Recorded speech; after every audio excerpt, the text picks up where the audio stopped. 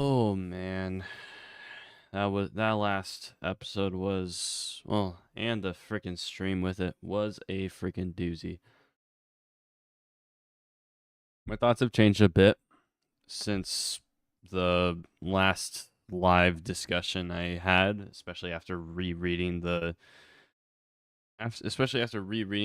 chapters it adapted as well as the anime episode. In case you missed my latest video, I kind of summarized my points there. Um, and I really see a lot of bad takes on my comments section from both like my latest video and the it was mainly my latest video and the latest live stream. It was kind of off-putting to say the least. So let's go look at those, and then I'll look at and I'll give my brief piece on shows like Windbreaker and all that stuff. What shows I watched this season? There was Windbreaker. I couldn't finish the Elf show. I'm caught up with Loser Ranger. What else? What else is there? Girls Band Cry. I started watching. I didn't really like catch up with all that much. But yeah, I'm thinking about probably unlisting this stream as soon as it's done. So exclusively live, guys.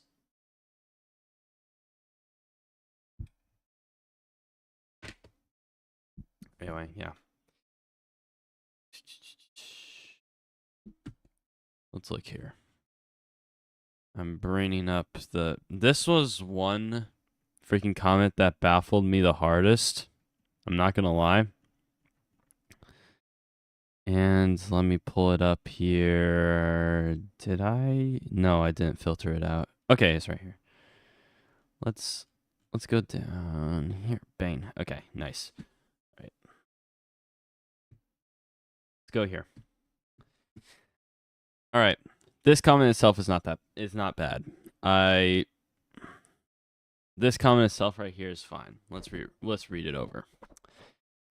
I think you were the first person I saw who brought up this is a very similar to a grape scene. I'm just gonna outright say it right now. We are 2 minutes and 40 seconds into the stream, and I'm unlisting this. Fine, it's a rape scene, which I actually agree. I was educated that without verbal consent, any form of forcing one's body onto another is a form of rape. So in this case, where Rudy is clearly taking advantage of his horrible mental state, it should count as a form of rape. It's just Rudy apparently didn't think it is something he wants to blame his master on. Speaking of master, this is one point that's basically a summary of what I said during the stream and in the video, but I didn't think about this next aspect. Speaking of master, don't forget Roxy is Rudy's master. He greatly respects this person. There's a power difference dynamic here. I forgot about the power dynamic in that situation. He treats Roxy as like a role model that could do no wrong. Like I completely forgot about that.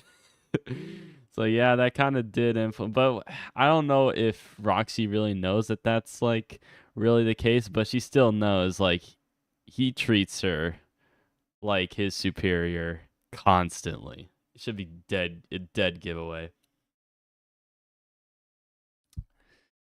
Roxy is someone who Rudy obviously doesn't want to reject in some way due to power dynamic between them. Yes, there's totally some sort of romantic dynamic between them too, but that doesn't make it this less of a rape scene by definition. Since rape can still happen between lovers, the point of it is verbal consent. And in certain cases, that is influenced by power dynamic, even with consent, can be considered as rape. Yeah, and not just the power dynamic. It's also the mental state you also have to take into account as well. It's like someone being drunk and like them saying like, yeah, sure, it's okay, we can do it or whatever. Like you shouldn't really consider that as a yes, a clear and definite yes. You just don't take advantage of people in that state. Um, and I make a joke comment here. Just I've seen the latest interviews with the Mushoku Tensei author and the Re Monster author. The main influence a Re Monster author had on him was really just like posting on a public forum, being able to share stories and stuff in that way, and it being successful. And he was drawn to that idea, and Refugian also did it himself in response to that. So in that way, Re Monster influenced him a bit. I but also in this sense, the rape scenes. He wants to do his own rape scene, I guess. But yeah, it's a joke. It's a joke. Don't get too serious about it. But this comment right here is what really threw me off here. Bruh, go talk to a therapist, especially one that studied and specialized in sex. Verbal consent isn't the only consent, and sex is a major coping mechanism. This isn't rape, LMFAO.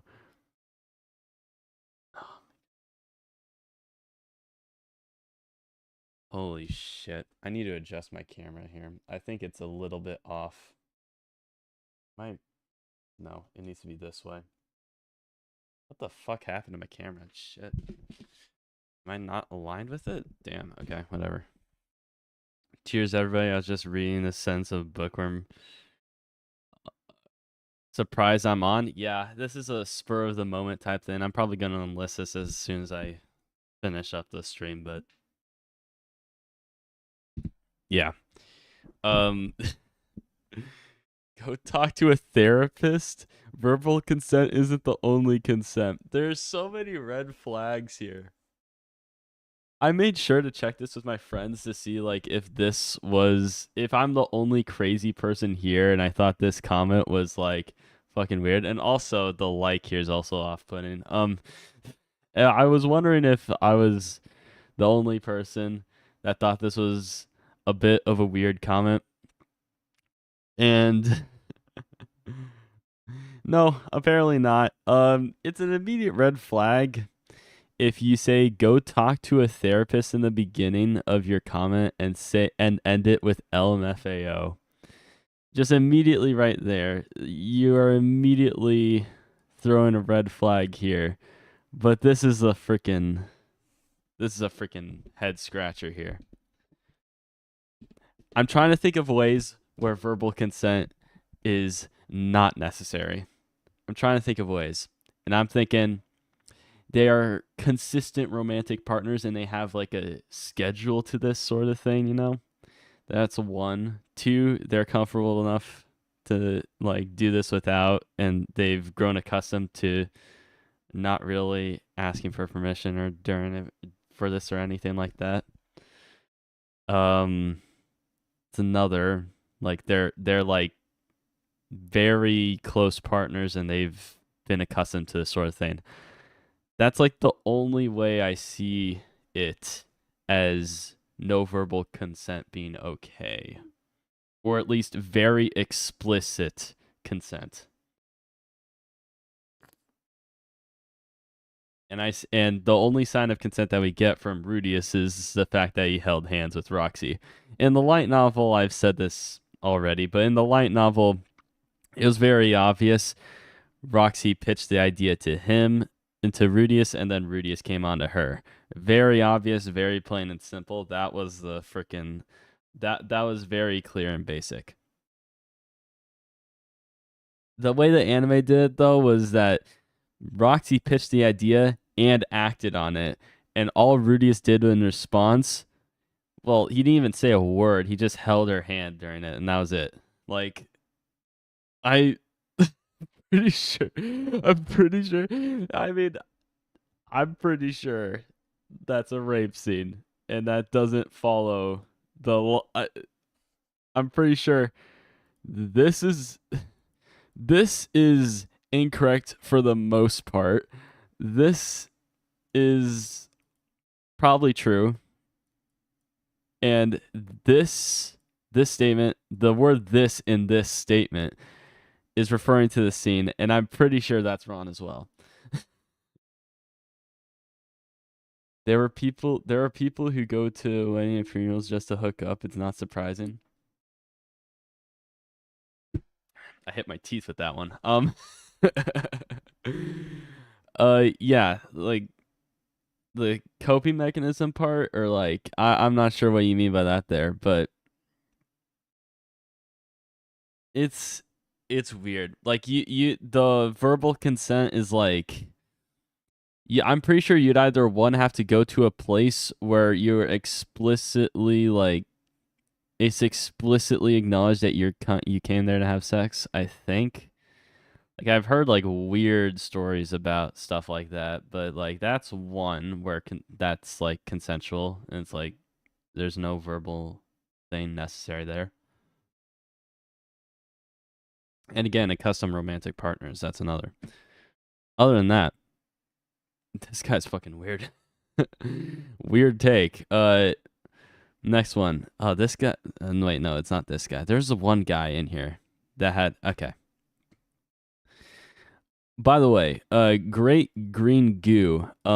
Yeah, his takes basically I align for 100% of the time, almost 100% of the time. Every single time he did a comment, and he was commenting consistently. He was doing a lot of the responses for me, honestly. And most of these comments came in during my work hours, so I wasn't really able to respond to a lot of them until afterwards. But both camps are true. Rudy was not of sound mind and body to give consent, and it was sexual healing, not exploitation. True. I guess it's not exploitation in that sense. Her intent was not to exploit him. It was the purpose of sexual healing, as you call it. But it's tough because it's very gray. And not acknowledging at least that it's gray is a bit weird. I don't think I'm pretty sure that it is exploitation, even though your intents were okay. I'm pretty sure it is. Exploiting his down on his luck in order to like get with him. You know, I'm pretty sure there was a bit of Roxy to that because she did love him and she did want to like eventually do it with him. I could definitely see that happening. And it's like, oh no, Roxy isn't that kind of character. And it's like, well, dude, like she was willing to go to the extreme length of having Rudius cheat on his wife, and I'm sure that is a selfish act. Is not out of the question here for Roxy. I don't think so. Let me get the live stream here. He is a gray rat and she is a gray-haired demon, so gray fits. Gray rat. She's a gray-haired demon. She's not gray-haired. Hold up, bro. Hold up. What do you mean gray-haired? There's some joke I'm missing here. Isn't there? Damn it. Fuck. Anyway. I don't know why this chat box is so zoomed in. Anyway. Yeah, let's move on to the next one. So I liked how you handled in the light novel. It was pretty much the same thing as it was in Bland Village after her saving him again. Roxy had to do something because Sylphie was above the.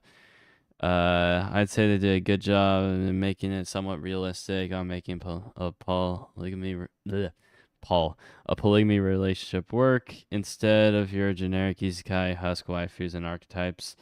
As for the harem trope anime, this anime does do it the best. However, I still don't like it. It feels like Rudy is betraying Sylphie. She deserves better. And it definitely feels like that right now, 100%. I 100% understand this opinion, and I 100% agree with this opinion. I still, even going through the light novels and all that, I still look back on this and still see it as an act of betrayal, 100%. Especially when Rudius was the one who acted on Roxy In that sense, hey, you protected Rudius's character by that anime change. Cool. But I feel like having Rudius be the center of attention when it comes to morally gray situations is probably the best choice here in terms of how the story wants to handle its characters. It seems like for the most part they don't want to. We shouldn't really want to make the main love interests all that as gray as Rudius is when it comes to that aspect, but they accidentally kind of turned it into that case here with Roxy in the latest episode. In my opinion, that's how I see it. Uh, that is what it's trying to portray Rudius. What it's trying to portray was Rudius as a mess because of his father's death and his mother's situation. In the anime, Rudius was feeling guilty of what he did. It's hard to discuss, but if you watch the anime again with a clear mind, you'll see that Roxy loves Rudius and that he's willing to be just a side chick. She's willing to just be a side chick and not expect anything. Rudius, she was not willing. She's willing to do that, but she was not okay with it. She was not okay as a result. The Roxy relationships always felt a little rushed compared to the other two. 100%. Blue slash gray hair used interchangeably for folks who remember life before smartphone. Oh my gosh, bro! I was like, what, 8 at that time, bro? You're freaking cringe. Blue gray, freaking cringe. Uh, Rudius also loves Roxy. That's why he worships her. He loves her, but knows that it's wrong. Knows that is wrong, and that's why he stopped that thought. But Ellen Elise persuaded Rudius to marry Roxy and marry Rudius if Sylphie agreed. Am I clear? He basically just summarized the entire thing. Oh, I get it. I got it all before I came to this video. Still dislike it. That's so me, bro. I understand the entire like complexity and the author's intention behind it all. I just hate it. It's like freaking Rudius like freaking going weird over like lolly hentai or something like that. It's like really really messed up, and I hate it. Doesn't mean I won't be able to watch the rest of the show. I still hate the freaking action. I still hate the decision. I still hate that character choice. But I understand the purpose of it. You're supposed to hate him. You're supposed to hate this decision. You're supposed to, or at least think that it's morally gray. You're supposed to understand how it got to this point, and you're supposed to like get over that hump and start to like just witness this character's life, this diary of sorts.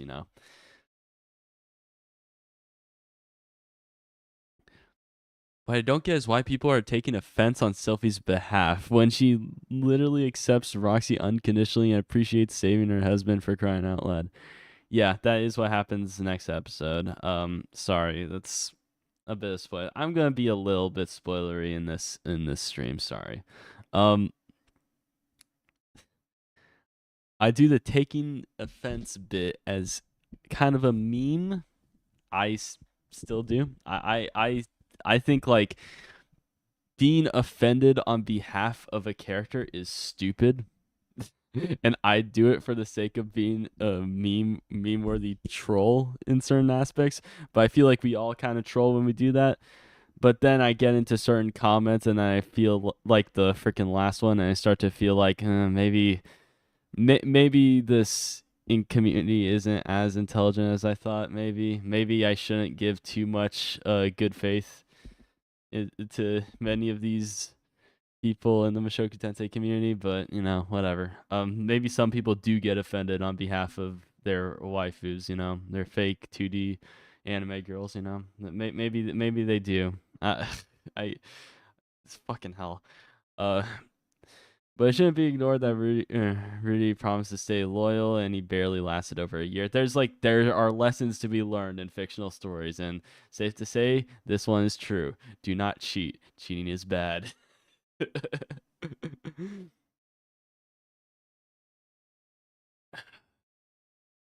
Yep. Sometimes Ayo, talentless. Yes, talentless. Hey, talentless. How you doing? Um, Still, yep. Sometimes it takes a morally gray person's enough ugh, to provide enough breathing room for a hero to come about. Yep. Damn, I missed last week's stream. If by last week you mean like a few days ago, yeah. I mean the VOD's still up. This VOD's not gonna be up, but the last VOD's up. I don't like spamming people's subscription feed of with freaking random ass streams, or that's why I kind of unlisted like my Persona streams and a few ranting streams, but whatever. Let me finish this. I managed to get the light novels. Shit was expensive. Okay, did you freaking get all of them at once? Because that's tough. But I mean, if you can find them at a discount, sure. Oh my gosh, whatever. I'm gonna continue it. It shouldn't be ignored that Rudy promised to stay loyal and he barely lasted over a year. Whether Sylvie is fine with it or not, it's still scummy. Yep. I still think there's a lesson to be learned from Rudius's story. I still think that cheating is wrong, even after like all the cool, hunky dory stuff that happens after in this freaking show. I swear, if the moral of the story that some people in this community get is that cheating could turn out to be okay, it no, just no, stop. Hey, I'm in a live stream. Hey, I'm looking at your comment thread. I'm about to go to your comment. Nice. With all that JJK money. Oh my gosh. You better be rich after that, you know. You risk your life for us anime wimps. Uh to go oonga boonga flashy animation. uh Sylphie's best girl for being chill with Roxy. Yep. I'm gonna watch the VOD after lol. To what stream? This stream? This stream's gonna be unlisted, bro. Flax, let's make that change right now. I forgot to do it. Let's go back. Let's go here. Live control room. Let's go. What the fuck? No, I didn't mean to do that. Bane, right there. Unlist. Get out of here. Trash. Back. Gotta go back. Sylvia's best girl for being chill with Roxy, and that, yes, true. She is an angel. She is ultra forgiving. She is loyal. It's crazy. She is the embodiment of a perfect waifu. Truly. And she gets the most development with her romance. That's crazy, bro. You didn't get that with Eris. Eris got like what? Like she got more episodes, sure, but like a romantic relationship being developed. How many episodes was dedicated to that? Barely any at all. So yeah, I think I just got a work email. What is this? Ah, he's working right now. Nice. This seems pretty late for work, but understandable. He's in a different time zone. I think Eris got more character development. Sylvie is is the only gray rat with battle aura. I mean, Eris Grey Rat has battle aura. What are you talking about?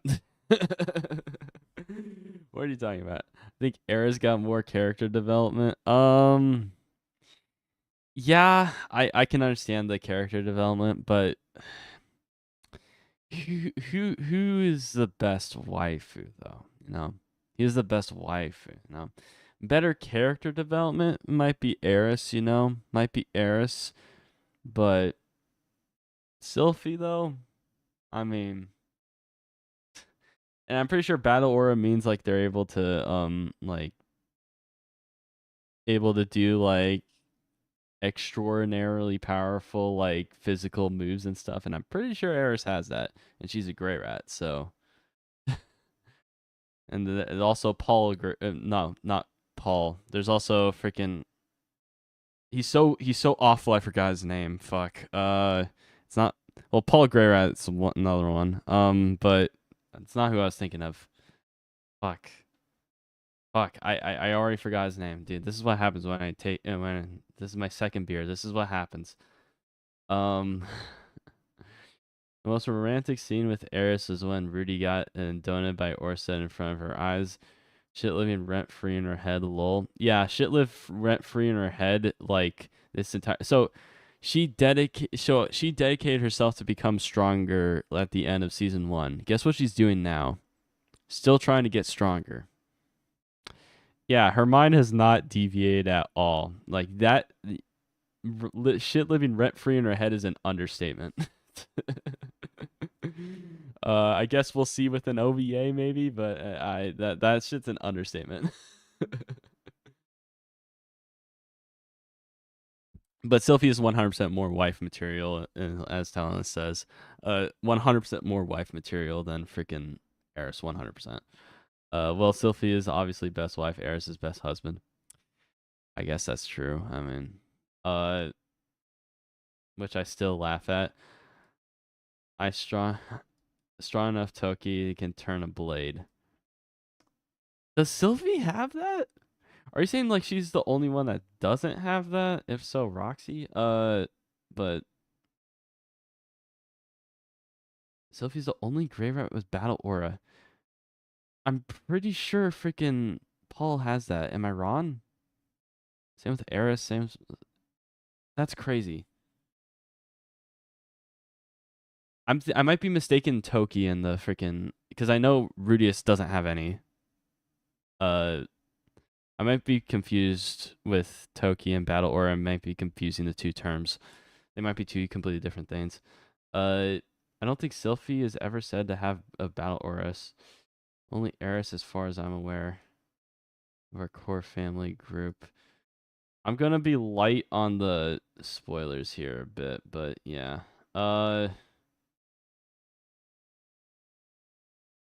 They are the same. Yeah. So yeah, Paul, Eris, even the freaking Ariel simp.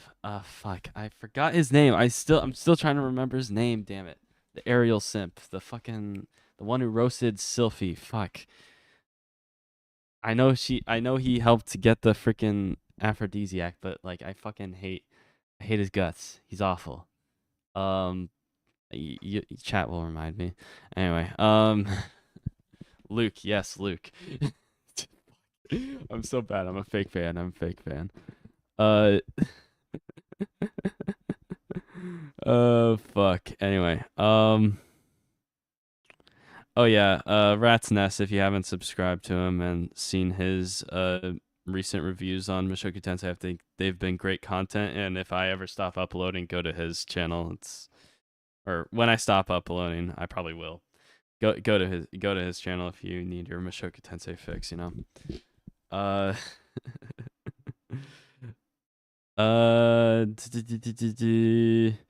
Okay. I wanted to go over this part a bit more because I kind of touched on this in the latest on the last stream. Link. Let me pull up a link. Let me get Firefox up here and let me pull up the link.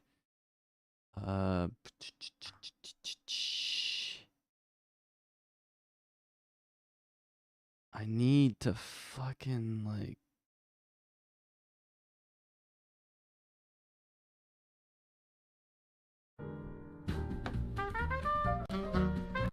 you go. There's his.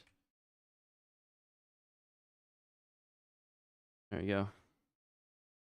There's his link. Oh, and welcome to the Discord server. Yeah, I just joined the Discord server. Yeah, true.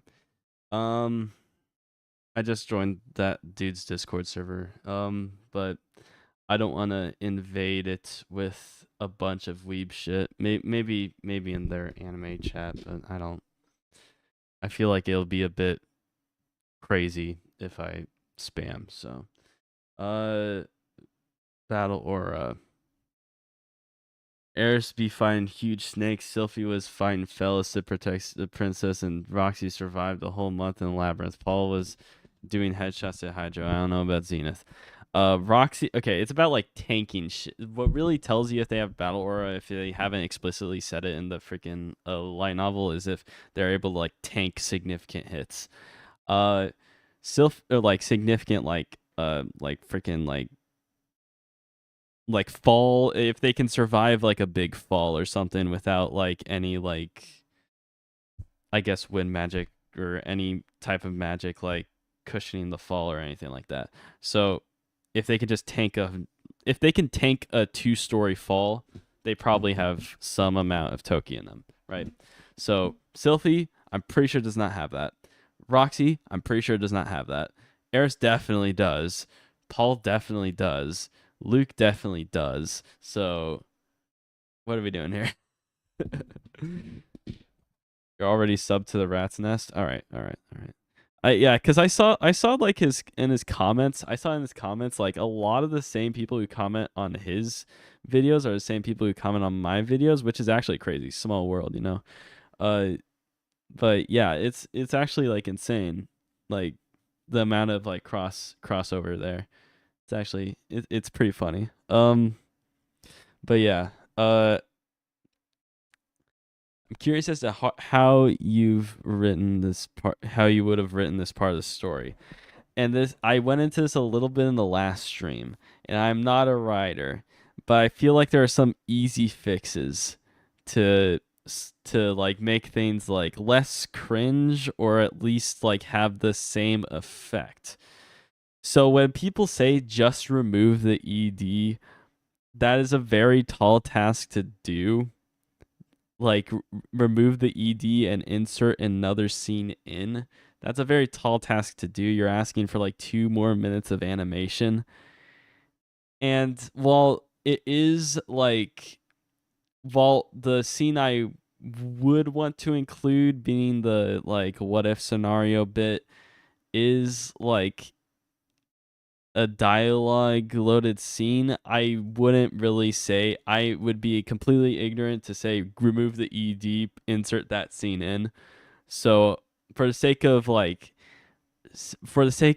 using the same amount of resources, I'm gonna try to not really delve into that. uh why am I doing that? I need to get my hydro flask here. Um yeah. Yeah. Dude, it's funny. Like he got super upset on the very controversial episode where the the rat originated from. You'll know later. Anime onlys, you'll know later. And I swear if I see a comment spoiling anything, I'm gonna be freaking pissed. It comes naturally with combat training. Sylphie might have some level of it, but not enough to matter. I'm pretty sure one of the side effects of the what was it? What was the freaking curse that Rudius had that gave him so much freaking mana, but also like completely restricted his Toki? I need to pull up the Mushoku Tensei wiki. Let me look. Fuck.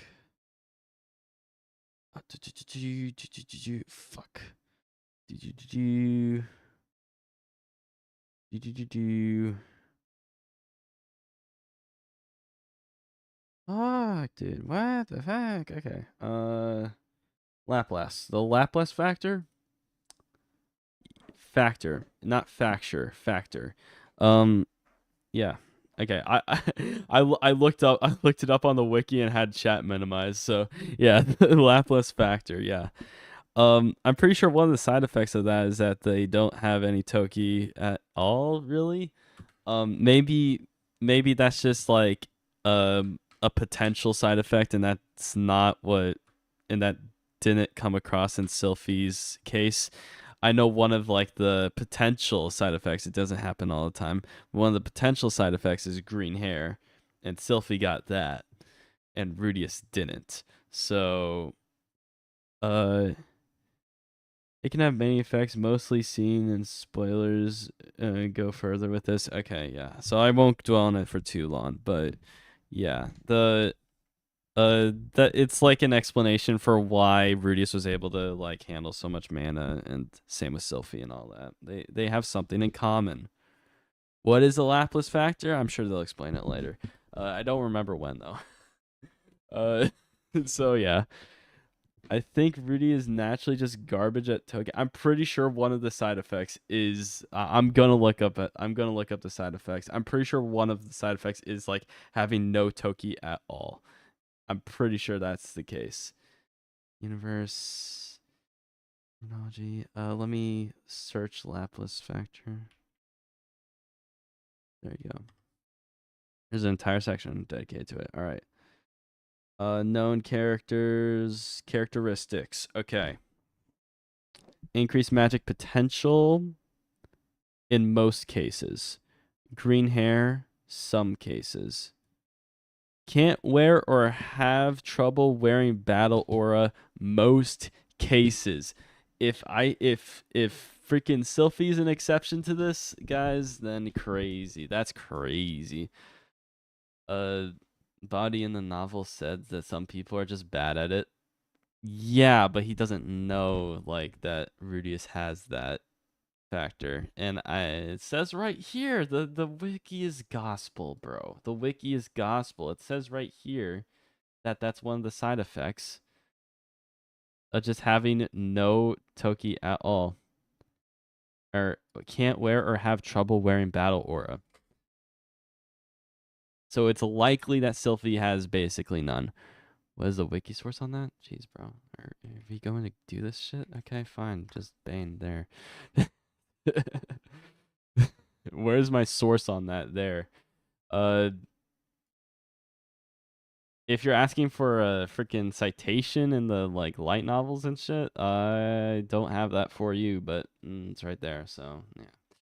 Um, the currently the most I could do. Hitogami wrote the wiki. Yeah, believe the wiki. It's not in the light novels. That's why I asked Lol. I mean, I'm sure you have picture perfect memory, like I do. I barely remember anything from the novels, and I read that shit. Yeah. So, as for like rewrites, uh, this is like the easiest thing I could think of. The easiest way to make it less cringe is have Roxy ask Sylphie for permission first before proposing to Roxy. That's not what happened in the light novel, but I feel like that change helps improve and helps cushion the blow of the cheating just a bit. And if Roxy's able to stomach that for like not being together with Rudius and having to stomach that reality for the entire trip, she stomached it for most of the trip. I'm pretty sure she can stomach it the rest of the way. So I'm pretty sure that would be fine. I'm pretty sure that would add like a lot of, I would say, what it would add a sense of trust with his relationship with Sylphie. It would add a lot. It would give a lot more validity to the first marriage by him just not even proposing until first asking Sylphie. And then like on top of that, like him just asking Roxy in the beginning kind of just completely dismisses Sylvie, in my opinion. I don't know. It kind of feels off to me. There's a lot about this episode that just feels off, and it's sad. It's really sad, honestly. What if Roxy was the first wife and then Sylvie was the second wife? Would you like Roxy, or would you still root for Sylvie even though she was the second wife? Just curious. If things were handled the same way, and like let's say they swapped arcs somehow, some way, and we witnessed the entire arc with Roxy first, and then the entire arc with Sylvie second. One, it wouldn't work, but let's just say it happened. Uh, I would probably still side with Sylvie, even though that shit would be sus as fuck, in my opinion, because I don't think Sylvie's like entire character has been especially her relationship with Rudius has been all that fleshed out. It feels more like a crush right now. I'm gonna be honest, it just feels like a crush, and there's nothing like really past that in the anime especially, there's nothing really past that crush that really adds much to the romance, in my opinion. Yeah, well, it's most of the relationship depth is relying solely on Rudius's perspective and not Roxy's.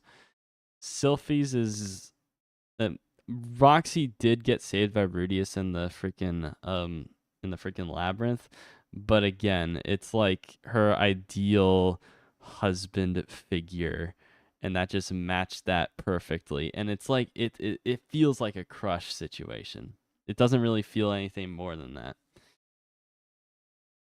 And when I say like best waifu or whatever, like best girl or whatever, I typically reference like the romance arcs and like the romance plots of these characters, because it's like why a wife is typically relating to like the marriage aspect of it, and it's like, that sort of thing, um the romance could have used more time or at least another chapter. Still in the honeymoon phase. I saw hella people Uh, still in the honeymoon phase. I saw hella people going crazy because 40-year-old Roxy got freaky with a 16-year-old depressed Rudy. Days at I honestly dude, there have been way more questionable stuff in the show. That honestly, I've been so desensitized to that. And she's not 4 years old. She's like older than that. It is a severe Doctor Disrespect situation with Roxy. But I'm so desensitized to that at this point with the show, I completely ignore that. They found it really weird that Roxy was reminding moments when he was 3 to 4 years old. It was really just like it was really him looking back at the thanks for the subscription. Him looking back at the did I freaking close the window? I did. I was able to hear that freaking scratch in the road like so damn clearly. Anyway, her looking back to like when he was like 3 to 4 years old was just to like solidify the genuineness of his character. It wasn't really anything more than that. It was like he's like so talented. He was talented back when he was freaking 3, as proof of that. He's like very like kind and uh, using his actions back when she first met him as like proof of that. And it's like it's really just to solidify that he's a good guy, to show the genuineness of that. That's really what the flashbacks were for. But still, the end result, 16 versus like 50. That's like ugh. uh okay, some chats aren't popping up in here, so I'm going to pull up the uh Chrome chat here. Still with Sylphie all the way, and she was already a grown adult at the time. Yeah, but there was no like sexual tension there, so like I don't. Again, solidifying characteristics. Did Roxy do tricks on it? On it? They're both 50 and look 16. Fuck. I mean, yeah, it's like which would you rather take? Okay, if you're going to argue for the for Rudius being 16, you have to argue the fact that uh that Eris and Rudius was a fine relationship and just fine. There was nothing off about it. If you argue the opposite and say that Roxy and Rudius is just fine because they're both the same mental age, then you have to throw the Eris and Rudius situation, like you have to throw a red flag at that, even though Rudius was the one roped into that situation.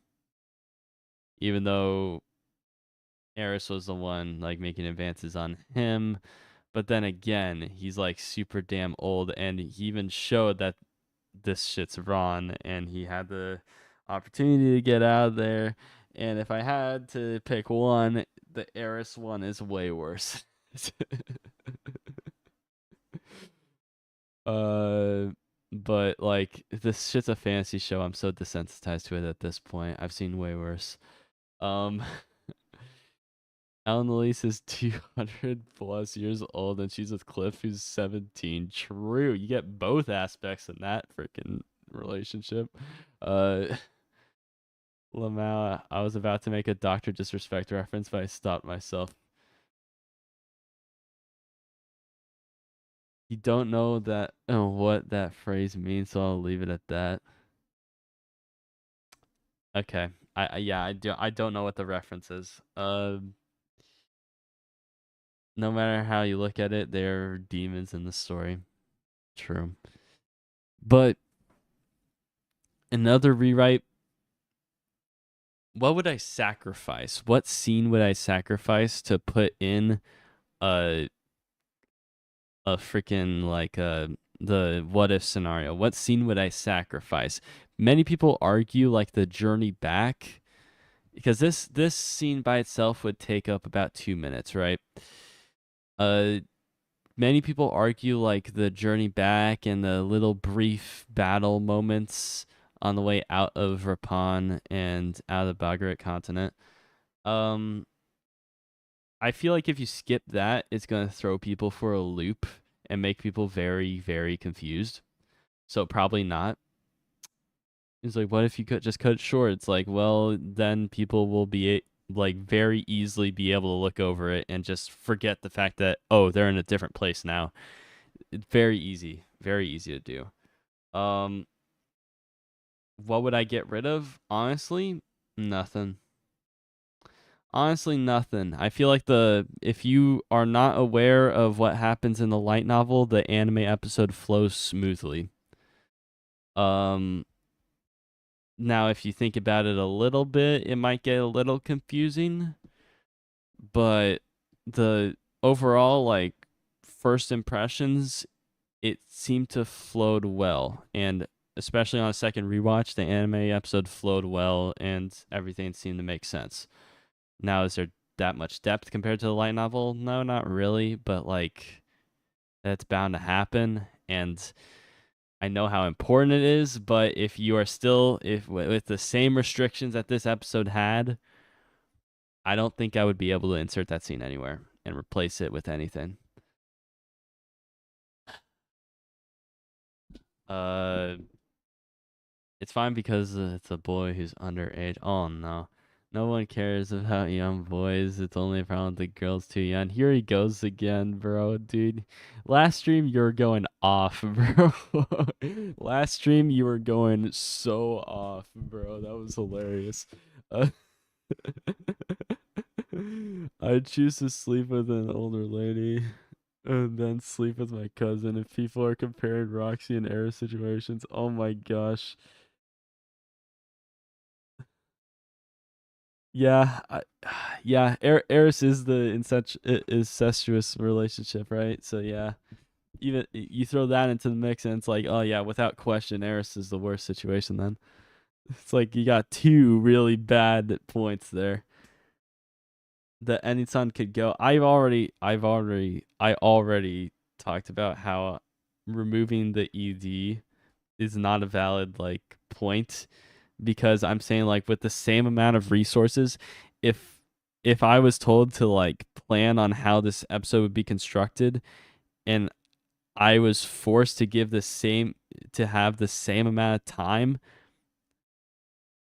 excluding the ED, because like that would require more resources to be poured into the episode, and I don't know if they had access to that. So I'm not including that. So just the the bit that they had access to, would I replace any scene with the freaking like what if scenario? Would I do that?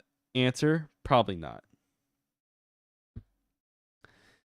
Uh I think what was funny with the episode is how my friends who read the light novel went nuts after seeing Adillo. Dude, I didn't even notice him. Like it happened so quickly. I didn't even notice him.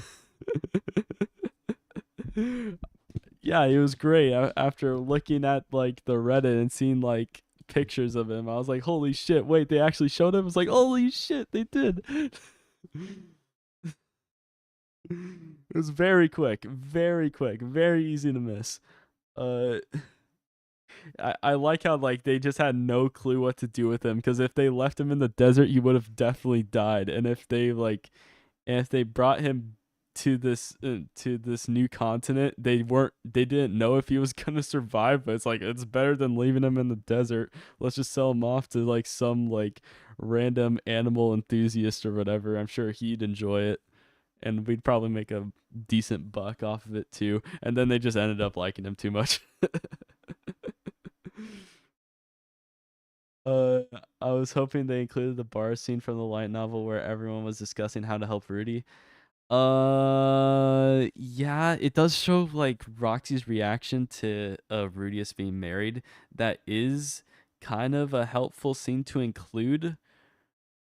But if we want to, but again, I feel like every single scene in this episode was important. Now, would I remove scenes from other episodes? Oh, for sure. 100% I would. I would definitely remove some episodes from other shows, and eventually like, and would I even delay this entire season by, well, a season? Would I delay this core by a season and have it start airing in freaking summer in July to get this episode, like to add another episode to the catalog? Yeah, probably. Yeah, probably. But it's not my decision. That's fancy booking, as wrestling fans would say. It's completely pointless to freaking like go through those freaking like scheming to see like how this could be better constructed. The fact is, you have what they had, what they had. The scene before the Edie San animation was kind of off, considering that it's supposed to be a happy moment with Sylphie and Rudy and Sylphie. Yeah, and then yeah, and it's just immediately after. Yeah, it's kind of whiplash, isn't it? I skipped the ED, but it definitely would have been some tonal whiplash for sure if I actually watched like the ED afterwards. Just Roxy getting proposed to, and then immediately after a Sylphie focused ED with the entire family. It's such a wholesome moment. Sylphie never being the cuck allegations, shit. But she's loyal, okay? Like she has to stick with it. She's not one of those people who would leave Rudius because of some cringe stuff they did, okay? The scene before the ED's, and although she will allow Rudius to like let Roxy into the family, so I guess that is cuck behavior. But okay, yeah, it's not just allegations. She is a cuck. Um, maybe they're gonna show the bar scene in the next episode. Who knows? That's tough. I don't think they will. Um, if anyone would know, you would know Talentless, but I don't think so. If anyone in this chat would know, you would know, but no. Crazy that you got Chainsaw Man hanging up with Mushoku Tensei in the background. It definitely got something in common when it comes to some adult female characters and their shenanigans with a teenage boy. Are you talking about freaking Makima? Holy shit, bro. Oh, there's multiple freaking. There's actually multiple female characters, bro. Okay, neither of these shows. Neither of these shows. Okay. Are you saying it's like a holy shit? Is it a fetish I have? Jeez, what the fuck? You're starting to make me wake up to this shit. Hold up, bro. Do I just like shows that have that trope in it? Damn, bro. Holy shit. Holy shit. You might be onto something there. Still, if you never been in the cooking, Dilla was ugly. I was held up. Fuck. Because I pulled up the wrong. Dilla was ugly. I was picturing Sand Shrew. I think Dilla looks fine. I don't have any issues with the Dilla design. Maybe I need like a horizontal shot, you know? Maybe then will we truly appreciate the Dilla design. Maybe. Maybe. Um she loyal until a certain point. It's crazy. Like even little things like just Dillo showing up and like he's gonna be a stay, a character like a pet that kind of stays with the family for a decent bit, like like the entire bit. It's crazy how that introduction is just overlooked, and you just can feel the time crunch if you're a light novel fan. It's like all the scenes that they skipped, and all the character introduction that was completely skipped as well, and they just showed a brief 2 second snippet of that character of Dillo showing up, and it really goes to show how time crunched they were, how short on time they were in terms of like, well, how much of an episode they had left. Uh, don't mention the pics are crooked. Oh yeah, yeah, yeah. They're crooked. Yeah, I fucked them up. I one stream I like unhooked it. You were here for it, Philip. As an explanation to everyone else here, the Mushoku Tensei poster, I unhooked it, showed it to the stream, and I tried hanging it back up, and I cannot for the life of me get it to align back again with that freaking Chainsaw Man poster. I can't. It's impossible. I can't seem to get it. Fuck, bro. It sucks. And now you're triggering me. Fuck. Okay. The anime is cringe because they cut out so many characterization. SMH. I hate Studio Bind. Yeah, fuck Studio Bind, even though they had a great anime adaptation, like all the way up until this point. Yeah, fuck them, you know. Yeah, I hate Studio Bind. That's a joke, obviously, but like, yeah. Even someone saying that jokingly is just like triggering. Uh, Studio Bind my goat. True. Well, Dillo was described as a giant armadillo. Yep, he was. But he's still a seed, bruh. Now that I think about it, what was your favorite episode of Mushoku Tensei season 2 when it comes to drawing quality? Is it even a question? Episode 22. Like I don't even think it's a question. Honestly. It's episode 22. I mean, I think every single person in terms of animation quality, in terms of drawing quality, but personally, base choice here, it's gotta be the reunion with Rugier, the initial reunion at the end credits with Rugier. That was obviously the best animation. Yeah, obviously, secretly the best animation. You know, yeah, yeah. But it's episode 22, 100%. Uh, what's up with the new Bind anime? Fuck, don't tell me there's a new freaking Studio Bind anime. Don't tell me there's a new one.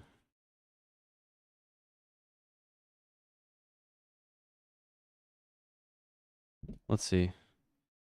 This one. I have no clue what this is. What is this? Stop it.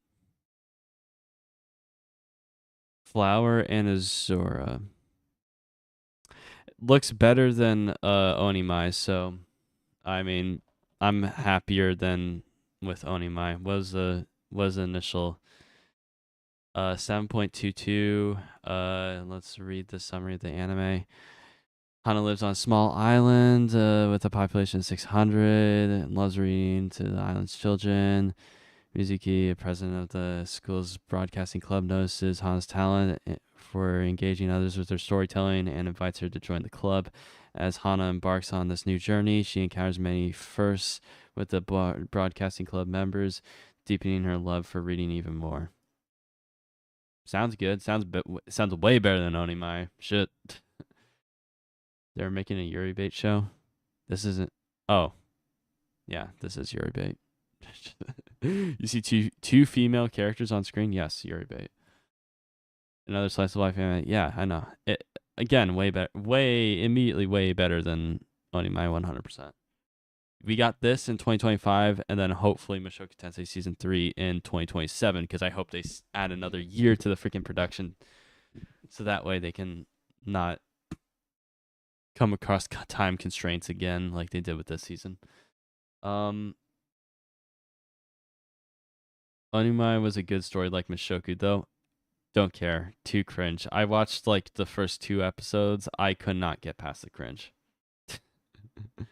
I was able to get past it for Mushoku. I could not get past it with Onimai. I am a young man still. I can wait. I don't know. We die whenever, bro. It can happen whenever. So unpredictable things can happen, you know. Car crash, Bane, you're out. Random ass heart attack, Bane, you're out of there. Strike 3, you're out. What the fuck? Bro, I don't know why. Why is Turning Point 4 in a nutshell getting more views than in this last 2 days than my newest video? I don't understand. I posted this video so damn long ago. Fucking hell, bro. I think my favorite episode when it comes to drawing quality was Mushoku Tensei season 2 episode 12. The shading with everything looks so good between Sylphie and Rudy and Sylphie around the end. I agree in terms of the faces. I'm gonna pull up the actual I'm gonna pull up the stream. I'm gonna pull up that episode actually to show you like a minor complaint I had with that final shot. Let me go back to it. When it comes to animation quality, it's definitely episode 22. Yeah, and I think like just when it comes to drawing quality, just stills, like the facial features in episode 22 were also really good. So very emotive, very emotive. But yeah, this okay, let me swap the browsers I'm showing with to my Firefox browser and then transition. Yeah, so in terms of like when you're talking about this scene, the final scene, right? Like when it comes to this, like I think it's pretty emotive, right? Like this shot looks pretty good here, right? And so does this shot.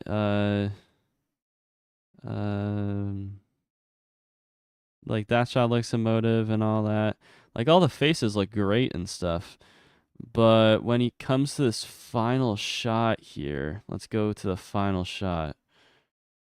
I don't know why, but it feels like the torsos are super wide. I feel like I'm looking at 2 wide Putins over here.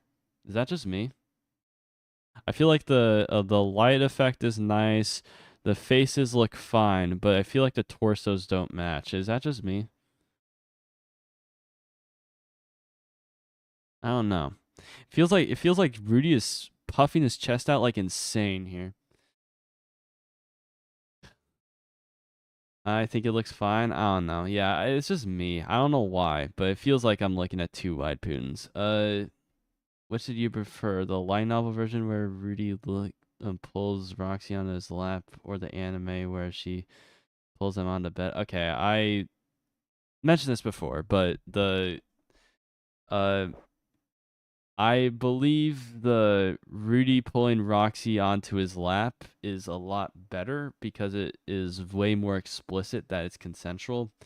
And Roxy already showed her initiative into doing this because she pitched before that maybe they should, like, do it. And she was already, like, determined to do so based on the previous scene at the bar. She was pretty determined to do what they initially pitched Ellen Elise to do. Um, so yeah, it was her initiative. She had initiative. So so changing it to a Rudy pulling Roxy to his lap and Roxy pitching the entire situation. That was probably a lot less cringe than what they did in the anime, when Rudy just had no say in it at all, except for a handhold. Um, I love the drawings in the sequence where they take the aphrodisiac bottle. That was amazing. Are you talking about the freaking? I used the thumbnail. I think it was a thumbnail shot, right? Where was it? It was the. I think it was a thumbnail shot. Was it my thumbnail shot for Sylphia's Best Girl?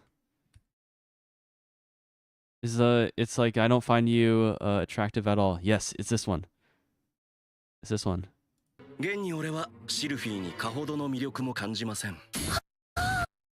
Best shot in the anime.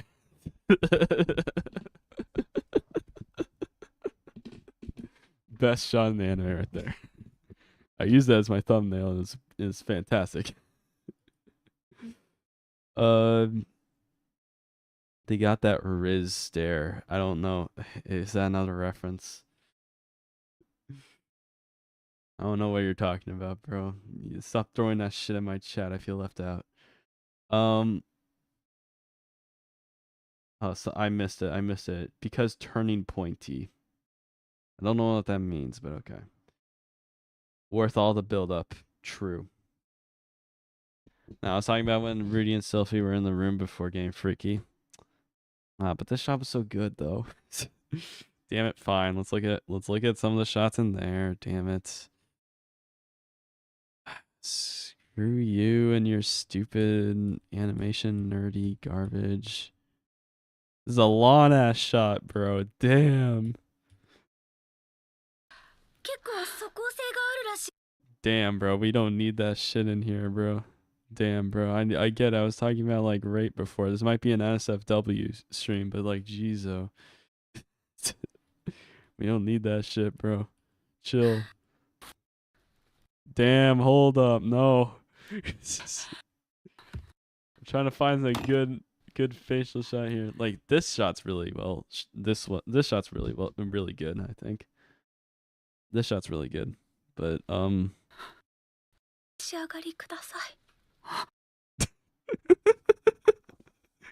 the best. Love a random comedic bit, but yeah, this shot was good. I like this shot a lot. Ruijin episode was super good in my opinion. Maybe not the entire episode, but Ruijin and Bodyguardi was drawn super detailed. Yeah, that was pretty good too. Let's go back to that.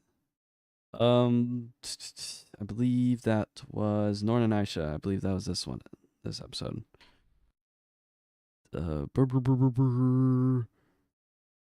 Show me big boy.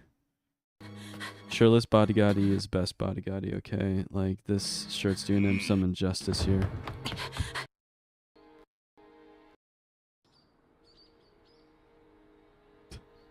I like how he's just always flexing his arms. Just all the time. Just got two arms just doing this constantly. Just always in that pose. No matter if he's being serious or not. It's so stupid. The Ruijin episodes are okay. The same comment. Yeah. So Go back to face cam here. And let me change the browser back to Chrome. That's Bane. Okay. So yeah, back to here. Um, video made me punch my table while laughing and break. I feel bad for you and your table, bro. Sorry. Uh, damn, bro. I made that so long ago. Fuck. Just getting random ass comments on really old videos to me is just off-putting. Um, but yeah. Actually, while we're at this here, let's go back and let me give my thoughts on some of the shows this season. Cause I'm surprised there are 3 higher up than Mushoku Tensei. Actually, not too surprised by this one. Not too surprised by that one, but um, here we go. Let me get my water here real quick. All right. Konosuba barely laughed at all this season. It was basically I never found Darkness very funny. Never found Aqua was a bit of a brat the entire show, but that was her appeal, granted. Um, I I feel like the peak of Konosuba's comedy was a movie, and with this one, I felt like there were a lot of repeating bits. I feel like the most funny part of the entire season was probably the scene where, or like the episode where Kazuma basically acted as a thief and freaking Megumin was nerding out over him the entire time. I feel like that was probably like the funniest bit in the entire season. After that, I other than that, I didn't feel like it was really all that funny. Found this one picture with do I have a Discord server? No, I probably should make one though. Fuck, I'll probably make one later this week. I get to ask that question a lot. Um, it's not gonna be great though. I'll probably see. I'll see if I can find one of my friends to give me the ropes on how to make a decent Discord server. But whatever. It probably doesn't even need to be that robust because I'm sure there's only gonna be like 10 people on it. Um.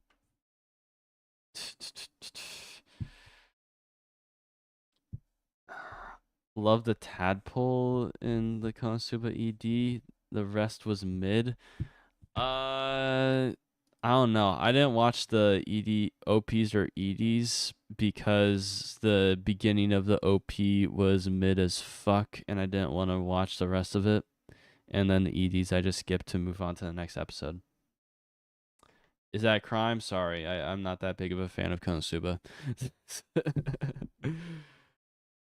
The Konosuba movie was okay. I just didn't like the sexual assault scene in the movie when Cosmo looks at how he's being assaulted by the cow creatures. I thought you were talking about the freaking fake lady, the freaking what was it? What's the term for that again?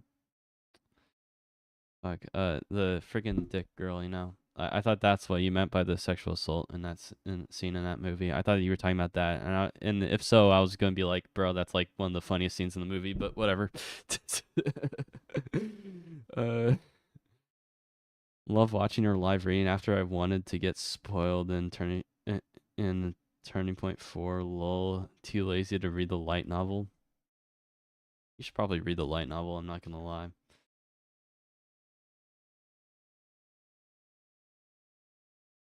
Love. I'm having a hard time finishing Konosuba, and Kaiju number 8 and Konosuba need to swap places. Okay, if we're gonna give any swap places here. Okay, for number 1, yes, Kaiju number 8 is way better than either of these two. Okay, let's give some credit there, and it's crazy that it's rated lower than Konosuba. Kaiju number 8 was insanely well animated, insanely well written for the shonen show that it is. It's insanely good. Very easy to watch. The dub was excellent. There's still one episode left, but the dub so far, I'm sure it's not going to be a tragedy in the freaking final episode. I'm sure it's going to be a banger. But the dub and the animation so far has been excellent. The characters are very likable. I love almost all of them. And yeah, well, except for like the main like girl, I don't really like her all that much. What's her face? Mina. I don't like her all that much, but like she hasn't had that much screen time, has she? She's great. Kikoru is great. I like her a lot. Um, but Kafka being the main character, he's a great main character. I like him a lot. Uh, Damn, for Kaiju number 8, I've only watched episode 1 and my episode. I really need to. Fucking hell, you animated that show too? Shit. Okay. You got your hands in everything, apparently. Okay. Yeah, so yeah, that show is great. I really enjoyed it. I highly recommend Kaiju number 8, especially when it's treated with the simulcast dub by Crunchyroll. Watching the dub makes it way more easy to consume. Having a good dub for any anime makes it so much easier to digest instead of constantly reading the bottom text and not really being able to look up the entire and look at the animation the entire time. Just having the dub be there makes you appreciate the animation and like the visual storytelling a lot more. Um, and that really affects my rating. But again, simulcast dubs need to happen more often. Whether or not you need to like delay it by another season in order to do that or something, I'd appreciate it. But whatever. Hot take: I think Demon Slayer's overrated as hell. It's not a hot take here, bro. JJK and Chainsaw Man's better is way it's way better. It's leagues better, bro. This rating, I'm glad it's getting lower rated as each freaking season's going along. But this if I had to rate Demon Slayer overall, season 2 was pretty damn good because it was just all action, no real storytelling, complex storytelling being necessary. There's one episode in season 1 that was good and the movie was decent. Season 3 bored me to tears, so I didn't watch this season. This latest season. So if I had to rate it, it's a solid 6 out of 10. It's very, very mid slash good, close to good, close to mid. I didn't even start Demon Slayer season 4. Yeah, neither did I, because I don't plan on watching it. So if we're gonna reorder shows here, let's sort by rating. Actually, let's sort by score. Let's sort by score. Why the hell is this up here? I know it's critically acclaimed, but like, geez, bro, like, chill the hell out. I'm surprised that Girls Band Cry is not higher rated than Mushoku Tensei. I am surprised because Mushoku Tensei's had its controversy this last week, and I thought it would have lowered the rating a bit, but apparently not. And Konosuba is overrated as fuck right here. Kikaru has that Eris arc. Kind of, not really, but kind of. I don't know about that one. She kind of just has that tsundere vibe, so that's really the main comparison I can make. She's kind of going through the Orsted arc, I guess. True, right now in this latest episode, but I don't know about the rest. Axe Girl has the kind of daddy issues I like. Jeez.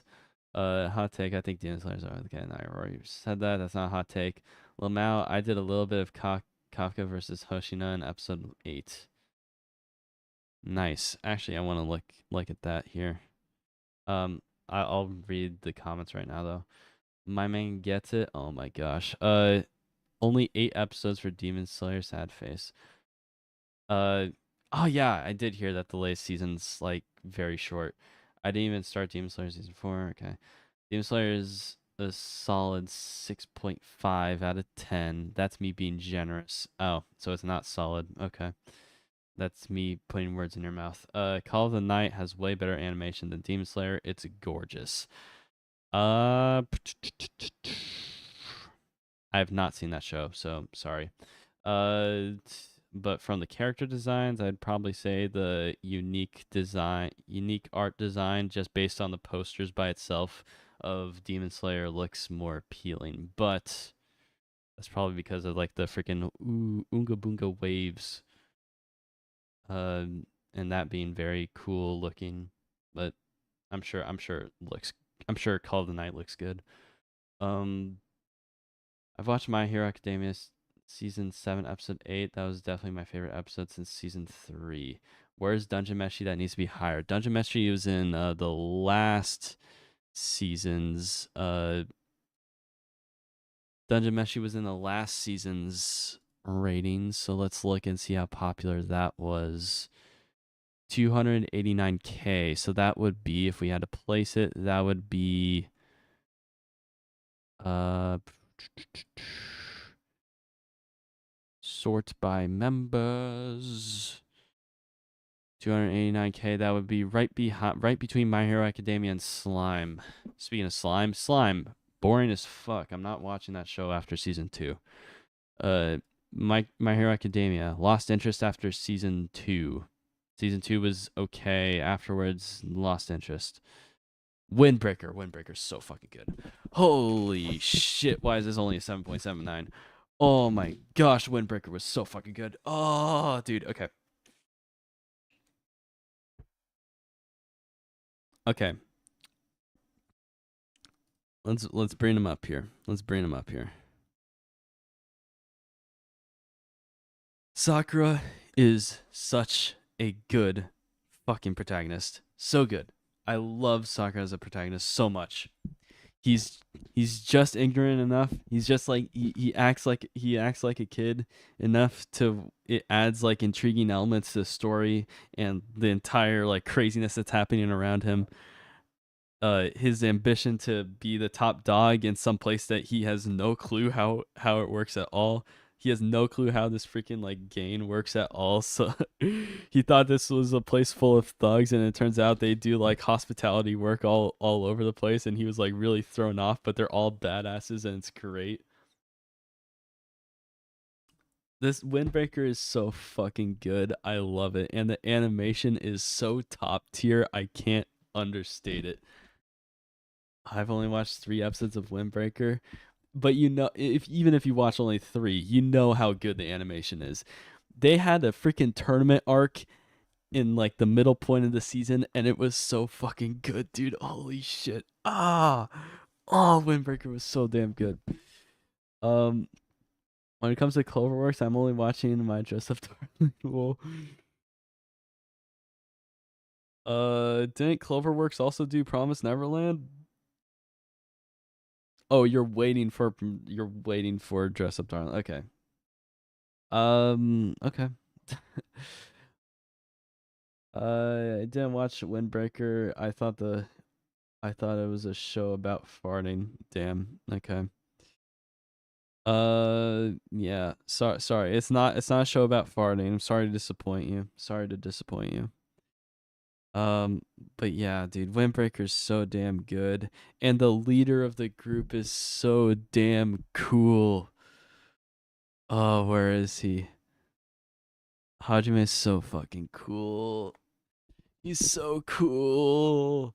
And the antagonists in the show are great too.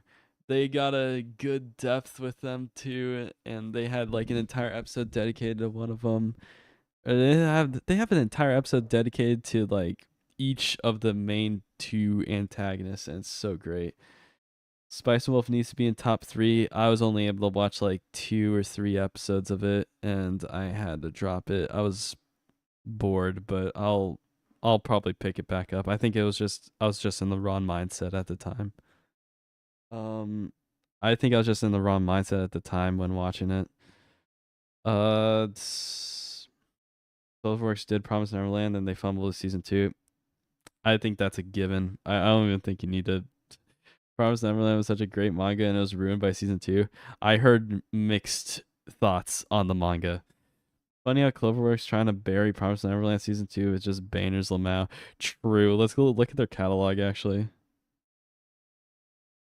I'm pretty sure they partnered up on a few different projects. But yeah, so let's try to find let's try to go all the way to Promised Neverland season 2. Okay. Cool. Right before that was Wonder Egg Priority. It ended terribly, but up until that point, it was really well animated and very good, apparently. Horimiya, great show. And then Promised Neverland season 2, ugh. And then everyone hated them. The 4.74 is justified. And then didn't hear about this show. The next main property that they had was My Dress Up Darling, and everyone liked it. And I heard this show was also good. And then they collaborated on Spy Family with Wit Studio, and that was well produced. I can't say the same about the comedy itself, but that was well produced. What happened to Promised Neverland season 2 is worse than what HBO did to Game of Thrones. Oh my gosh, dude. Oh, that sucks. And then they did Spy Family Part 2, another banner. And then they did Bochi the Rock. Damn, I did not know they did Bochi the Rock. Are they the soul? Oh my gosh, they're the soul people that did Bochi the Rock. Oh my gosh, yeah, they really are buried in banners, aren't they? Okay, and then they did Horimiya season 2. Okay, another Spy Family season. Oh my gosh, and then the Spy Family movie. Oh jeez. And then they did another Bunny Girl Senpai freaking movie. Is that a movie? Yeah, it's a movie. And then they did Windbreakers. Windbreaker. Yeah. They really are burying that shit with banners. Bro skipped Fate Grand Order. Yeah, of course I skipped Fate. Of course I skipped Fate. Like, do I really care about Fate? Come on, bro. The only Fate I care about right now is Fate Strange Fake. And until that show comes out, like I watched the episode, like the premiere episode, like the pilot, I guess. That shit was so good. I can't wait for that season to come out, for the actual season to come out. So till that comes out, I won't care about Fate. That's how it works. I didn't care about Fate and ever since Heaven's Feel ended.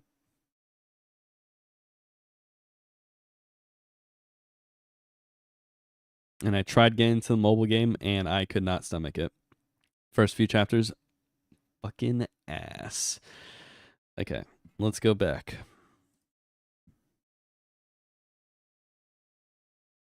And Bochi the Rock came out, yeah. I'll get to summer in a little bit. Let's keep going here on the spring train. Tried Spice and Wolf. It was okay. I was not in the mood to keep going with this show. It was okay. It met my expectations.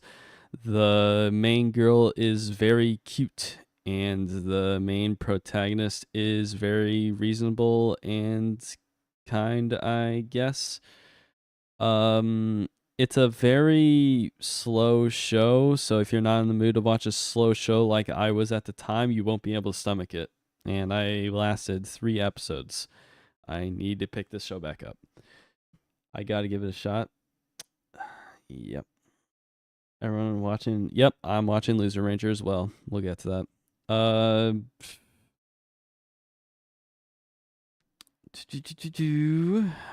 Misfit Demon King Academy. I watched part of the first season. It was okay.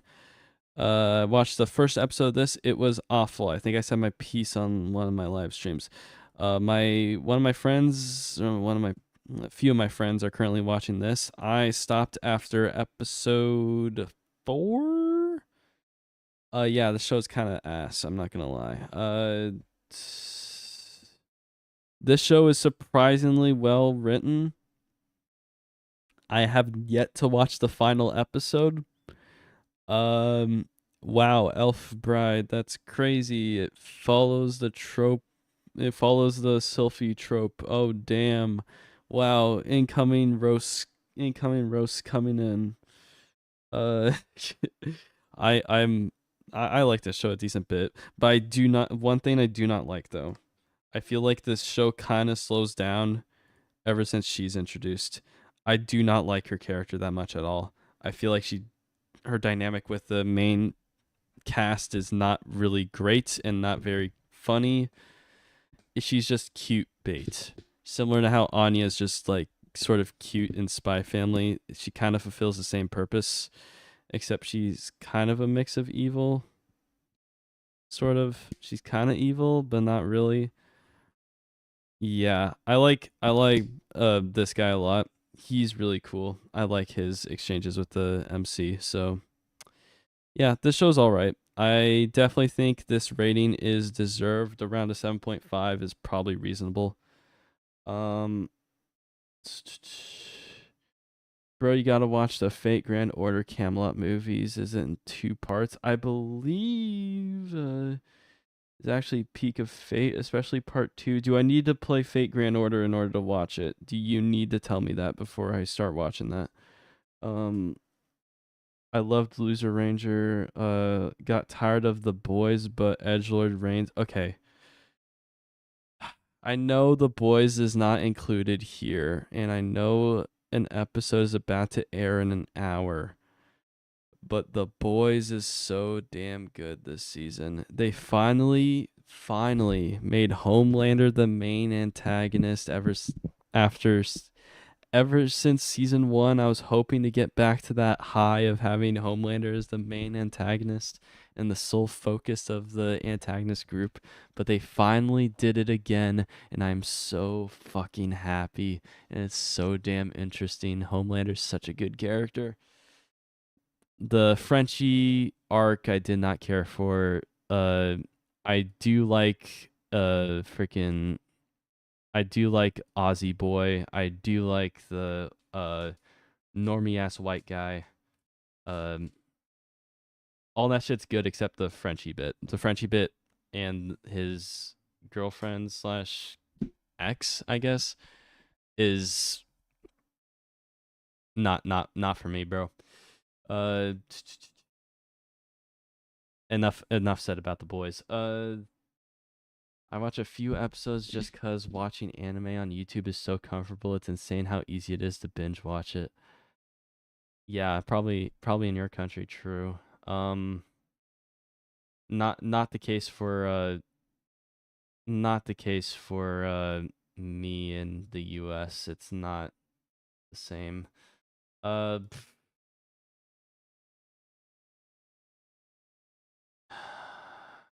I'm already up to date with the fuck. Am I muted? I'm not muted. I was the one that muted. Okay, cool. Uh, I dropped Oshinoko manga after the Crow thing. I was not reading the Oshinoko manga. I read a bit ahead of the anime, and I was not interested in how the plot developed, so I just stopped watching the anime. Uh, I've only watched episode 0 for context and instantly watched the movies. Okay, so you're talking that's the Fate Grand Order. Okay. Uh, I just find the Frenchie's plotline pointless. Yeah, I feel like it doesn't add anything to the main story with Frenchie. I don't feel like it adds much at all. And I honestly, I gave it a shot in the beginning of the season, and now I just skip every single scene that he's the main focus in. Now I just skip everything. And I occasionally watch a few scenes of his, like the freaking confession bit in the latest episode. I watched that, and I was like, whatever. But like I tried giving it a shot every now and then and tried to get engaged again, watched a few scenes again, and it just never grabbed me. Like ever since like season 3 or season 2, I always thought his scenes were kind of the worst part of the show. Uh yeah, they went on a very supernatural route on Oshinoko. But reincarnation is very hanky panky thing going on with the time difference between Ruby and Aqua getting reincarnated. Okay. The Boys is a great show. I hope Soldier Boy comes back. No, I don't think he will. I've only watched Go Go Loser Ranger because it's my quintessential quintuplets mangaka by the quintessential quintuplets mangaka. Yeah, Loser Ranger is a great show. I think it is underrated. I think it should be at least an 8 here. This show's great. The animation's great. I like the CG animation when it occasionally does. It's kind of a mix. The CG animation's kind of a mix. Uh, but yeah, I really like this show a lot. Now it's on Disney Plus, which is kind of upsetting, but it's because like you have to go out of your way to watch it, but it's pretty good. It's pretty good. Is it worth once the show finishes, I recommend getting a Disney Plus subscription just to watch the show. It's pretty damn good. Um I'm pretty sure Disney Plus isn't that expensive last time I checked. So yeah, just get the ad version, get an ad block, and yeah. Um, I watched the first episode of Loser Ranger and was kind of bored. I think it gets really interesting as you go on, but if you did not like the first episode, yeah, probably not. Probably don't watch the rest. So yeah, if you don't like the first episode, yeah, you can stay away from it. It's fine. Um, it's very fast paced. If you don't like the fast pace, then you're not gonna like it. Are they gonna to get the whole cast of Supernatural on The Boys or what? Lol. Okay, I did not watch Supernatural, so big sag. I'm sorry, Supernatural fans. Um, Soldier Boy is a damn good character. Soldier Boy was so damn good, bro, and his freaking dynamic with Black Noir last season. Oh my gosh, bro, it was so good. It was so good. Hopefully we get Heavenly Delusion in 86 season 2 announced after Kaiju number 8 in Nier Automata season 2. I want to play the game first before watching Nier Automata, but I agree with you. I want Heavenly Delusion season 2 announced. I have yet to finish 86 though, so that is on my watch list. Do you watch the Don Don trailer? Yes, I have. It looks good. Well, I only watched the first trailer. I refuse to watch any trailers outside of that because I don't want any comedic bits being spoiled to me or any story elements in general. So I'm going in blind outside of the first trailer. It looks really good. I'm excited for it. Remonster. I've said my piece. I've dedicated an entire freaking stream to this. This show is fucking garbage. It is a crime that this is a simulcast dub. It's a tragedy that this is the resources were being poured into this season, this show for a simulcast dub and not the other shows. Really, really sad. I wish we had a simulcast dub for Windbreaker or something else, but no, we didn't. Instead we got for Remonster, which is upsetting to say the least.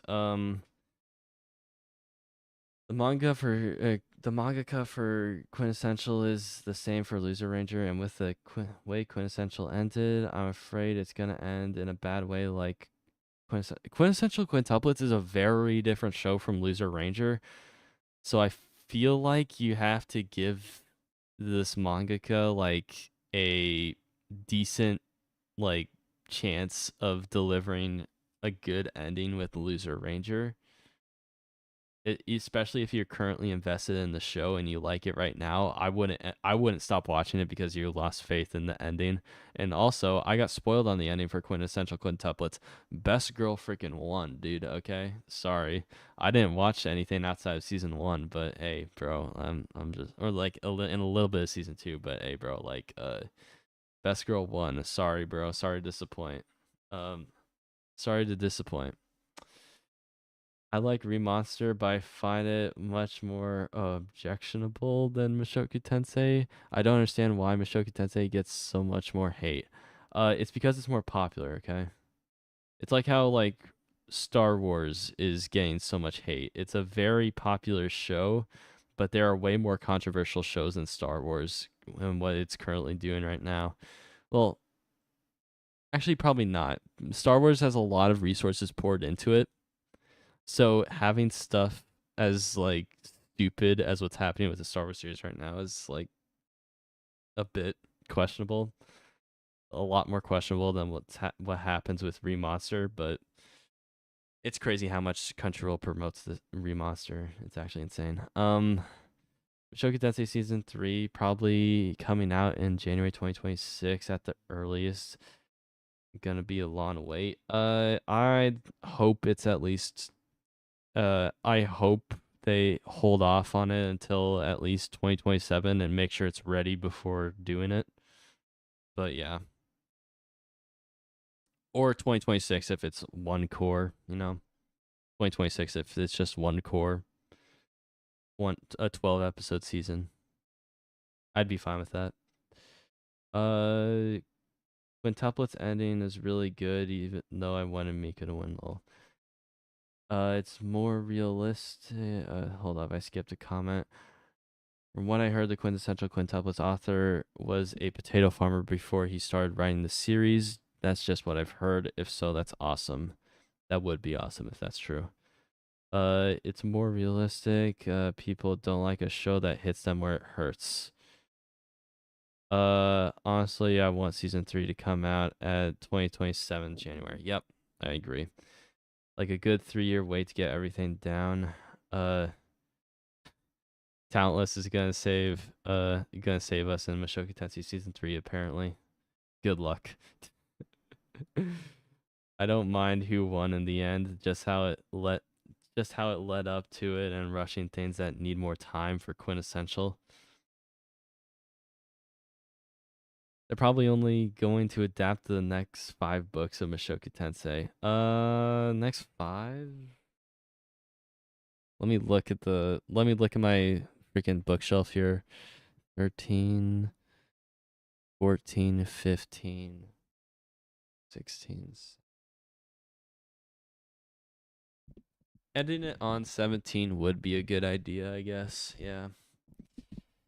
So, but I personally, I think having it end on 15 would be a good note. Very good cliffhanger for how dramatic it is. Um, it wouldn't be as satisfying as how season 2 is gonna end, but season 3 ending on a cliffhanger would be appropriate for what happens later. Um, I just want them to adapt that first half of season 3 to be so, or like the next 12 episodes after season 2 to be very very good. So putting as many resources as an entire 24 episode season into confine it into 12, if we could do that, that'd be amazing. But whatever. Probably not how things work. I swear the 6 novel volumes rate isn't manageable. Yeah, I'm starting to think that too. I feel like they'll probably hear like I hear that from what it looks like, the author is pretty like knowledgeable and probably knows the complaints that's currently going around even in the English community. I'm pretty sure it's reflective in the Japanese community as well. Because he's mentioning it how like time constraints, he's talking about time constraints and stuff in his tweets. So he knows people's complaints. So I feel like he'll have a say in how long this next season's gonna be and how much it adapts. So I feel like, and with how Studio Bind was initially formed because of Mushoku Tensei, I feel like he has a decent say into that kind of stuff. So if I had to guess, he'll be fine. I think they'll hear us out. I feel like they'll hear the complaints out a bit. Uh, the thing that pissed me off about, okay, quintessential quintuplets, whatever. Sense of a Bookworm in January 2025 by Wit Studios. Guys, he did Dr. Stone Spy Family, right? What the fuck are you talking about? You must be capping, right? No way, that's an actual thing that's happening, right? said, wait, you said January? You're capping. There's no way. There's no way they're actually making another season of Sense of Bookworm. There's no way.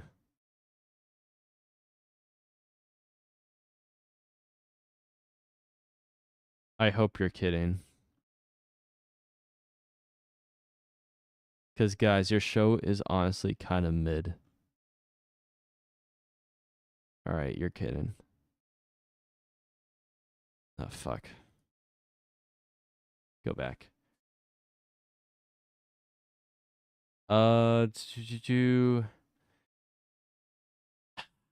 are you going to manage the later things at 6 volumes this season when the other character's POV comes central to the show? Easy. You just don't do the POV scenes. As long as it's not Eris, you just don't do the POV scenes. Well, actually, they did it with Norn, so I shouldn't say that.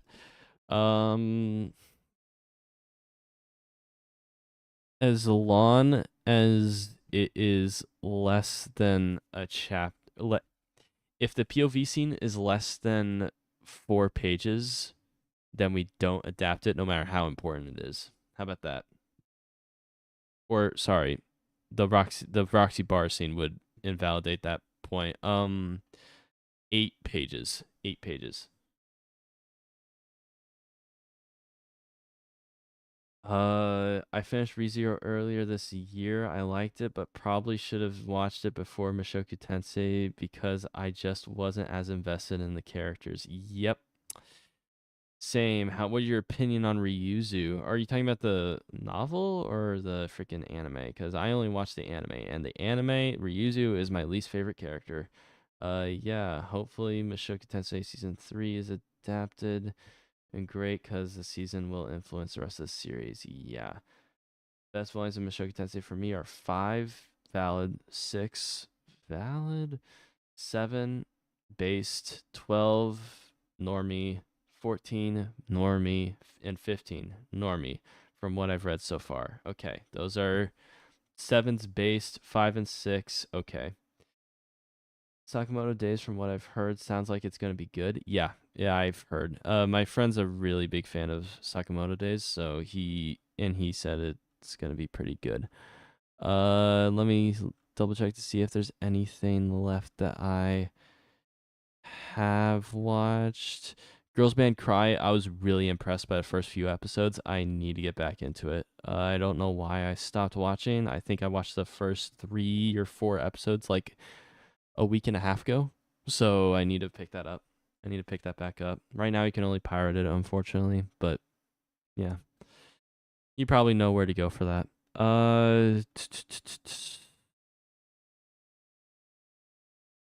Yeah, and let's go to the next season. I hope we get another episode 0, but for Eris and Mushoku Tensei season, I feel like they'll definitely do that. For the Worm Isekai, I have heard good things about it, but I also heard people saying it's wish fulfillment. But reversed for a girl, so I will judge it after I read it someday. Yeah. The best volumes of Mushoku Tensei are volumes 1 through 6. I just feel like those are the peak of the series. Based.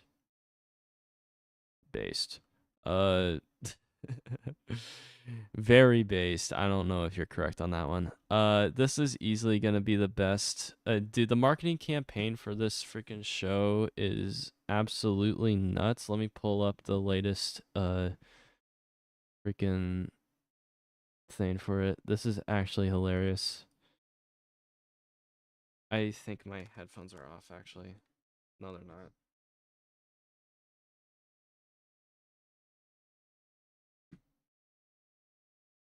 This shit's fucking hilarious. 鹿を目指す Aim for the Deer 私たち鹿の子のこのこ虎視眈々は Aim for the Deer なマインドで新しい未来をクリエイトします。ピースフルな世界を目指しサステナビリティにコミットし続ける Aim for the Deer であなたの人生をより豊かにより快適に。今を生きるすべての人に鹿の子の子の子虎視眈々。 for this anime. It's so stupid. It's so meme worthy. I love it. Geek cinema, true. Let me look. Let me go back. Why'd I switch? Yeah, this show's gonna be. I'm very excited for this show. This show's gonna be great. I'm gonna love it a lot. Isekai Suicide Squad. I am probably not gonna watch it because it's on HBO Max, and I am not. Although I think I can somehow manage my way to get HBO Max through DirecTV somehow. I think I can. I think there's some program for that, so I'll try to see if I can do that. Oshinoko second season will not watch. Tower of God will watch. Season 1 was honestly pretty good. Not great, pretty good. It was a 7 out of 10 show. It was solid. I liked it. It was good. I read a bit ahead in the webtoon. It looks interesting. So, season 2, interesting. That's my take on it. I don't have anything else outside of that.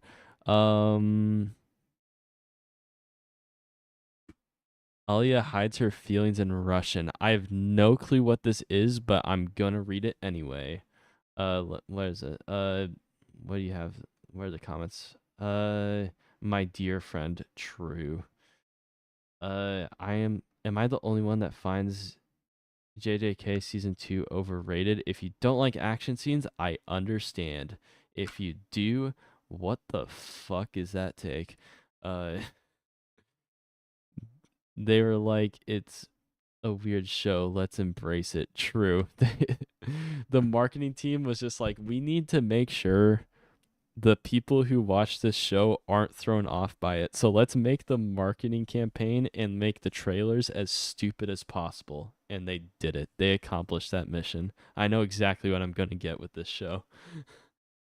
I'm pretty sure that's how it is, at least. I'm looking forward to some Sakamoto days because of the studio. Studio TMS did Rent a Girlfriend, Nagatoro, and the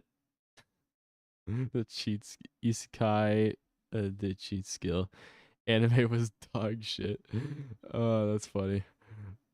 They are more of a slice of life studio. Yeah, but from what I've seen in the trailers, like the trailers look so good in terms of animation. Like, hold up, let me look at Sakamoto Days trailer.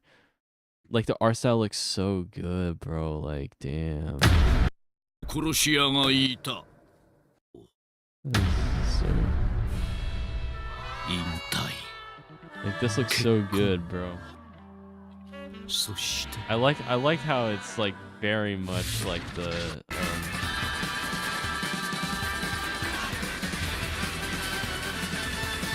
like, I know this is like short snippets, but it looks pretty good. I feel like it's gonna be pretty well animated. I don't know about you.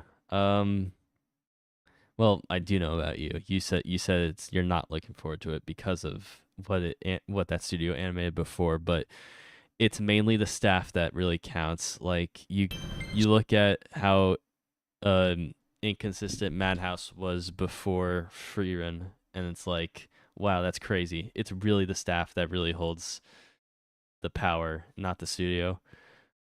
Do you think we'll get an announcement for Undead Unluck season 2? Undead Unluck season 2. I have not watched Undead Unluck. I heard it's good. Yeah,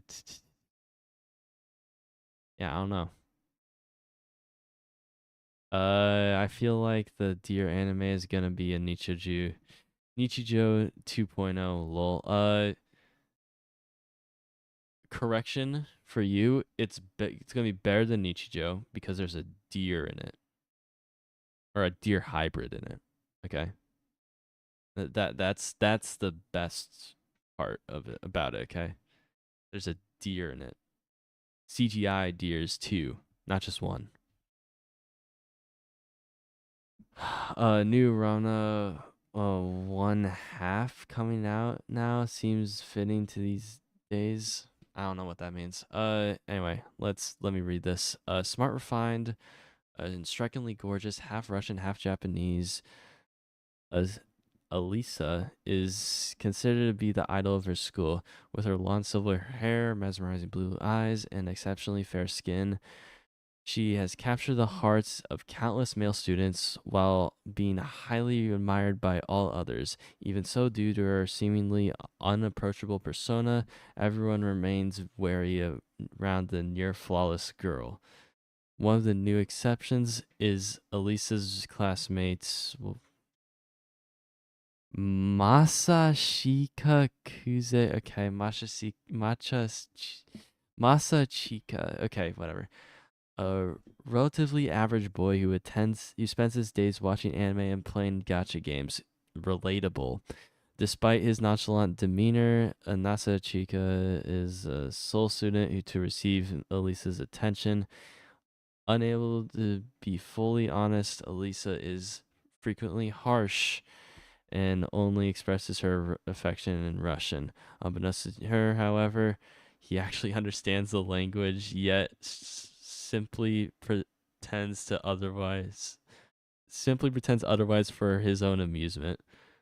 That's okay. This seems like a cute rom com. Uh, this looks like a really cute love rom com. I'll definitely watch this. Was it on? What's it gonna be on? Doesn't say. It has to be on Crunchyroll, right? It has to be. There's no way this isn't on Crunchyroll. Um, Undead Unluck is probably the best new shonen.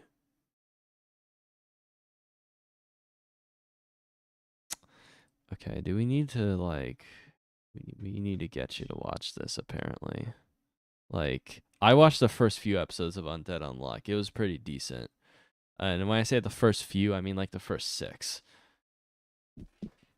But bro, like, are we like on the same like? I understand that there's more like emotion put into Undead Unluck and a lot like would I say better writing? No. Kaiju number eight's perfect at what it's trying to do.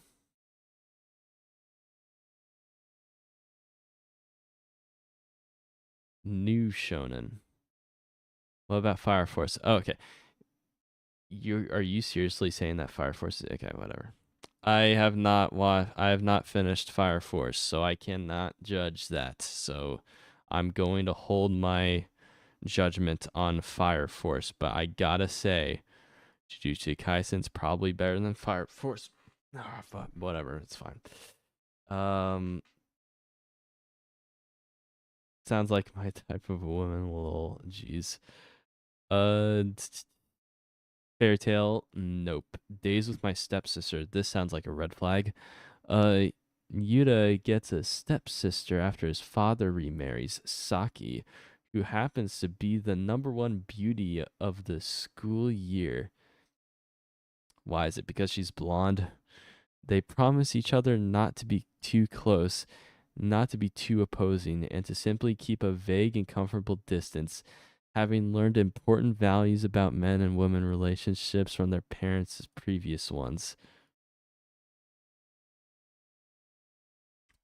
Red flag.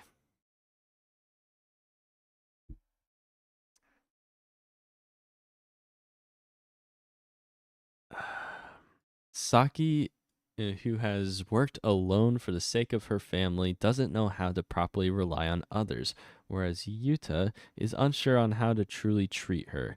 Standing on fairly equal ground, these two gradually learn the comfort of living together. Their relationship progresses from strangers to friends as the days pass. This is a story of This is a story that may need one day lead to that may one day lead to love. Fucking. Okay, so it is incest show. Okay, it's a domestic girlfriend. Okay, that's cool. Nier Automata did not play the game, watched part of or like did not finish the game, did not finish the anime. So I don't plan on watching that. No longer allowed in another world. That might be some trash that I'll definitely watch. I don't even need to read the description. Pseudo harem. Oh geez.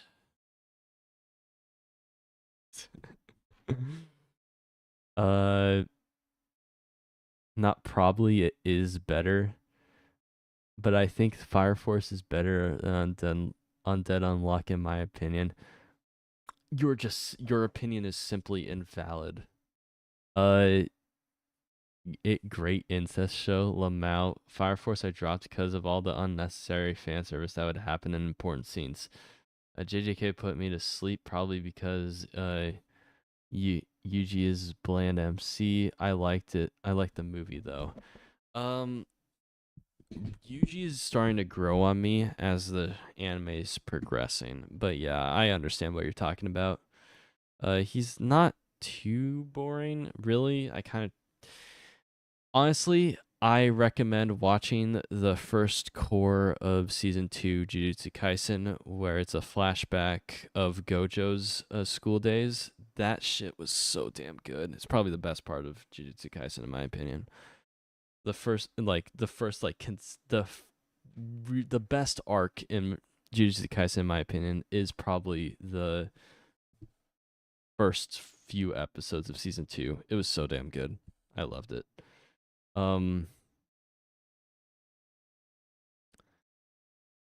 Dude, bro, that show sounds gay. This show? Let's read it. Uh, IG. Let's call him E. We give him the Let's just call him E. Let's give him a meme. E. What?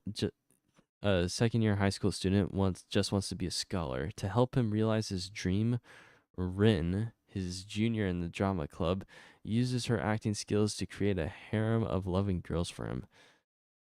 Oh my gosh. Though the various girls all show fondness towards E, the affection of the actress behind them is very real. Rin's colorful acting continuously delights E, oh my gosh. But will the starlet herself ever make her way into his heart? That is, I guess it's more wholesome than I thought, but it's so stupid. This is so stupid.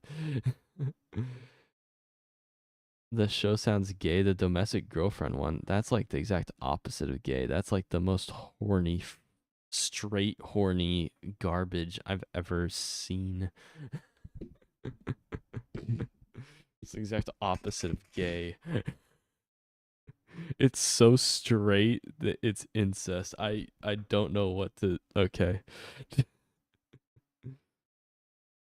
Okay, that one too. Jeez. Okay.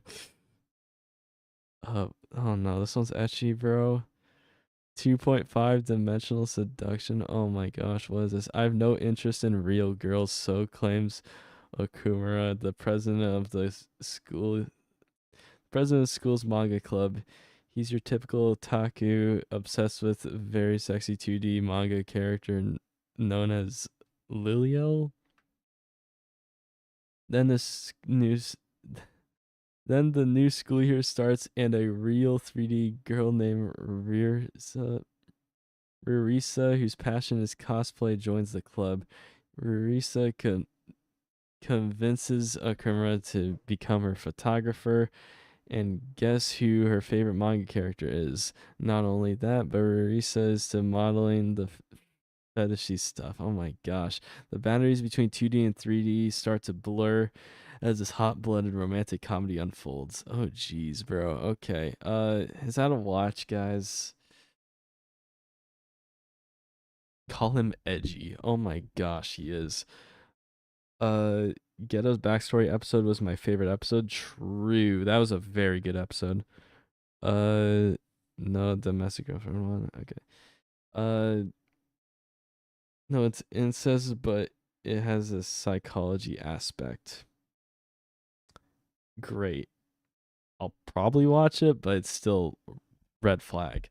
Uh, I would have clicked off by the end of the first sentence. Lamau. I mean, hey man, this is good quality stuff right here. Okay, this is some good quality romantic comedy stuff. Uh, Synopsis is so ass bro struggles to read everything until the end. Yep, I'm bad at reading out loud in case you haven't noticed. You've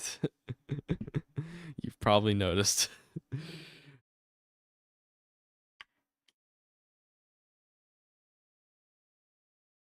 Please read the synopsis for Ranma 1/2. Okay, let's.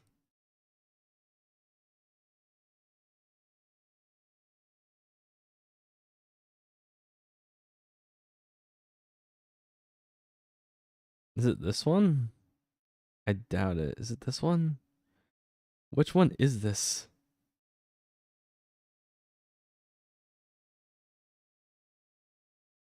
Ranma. I spelled it wrong. Ramna. Here we go. Fucking hell.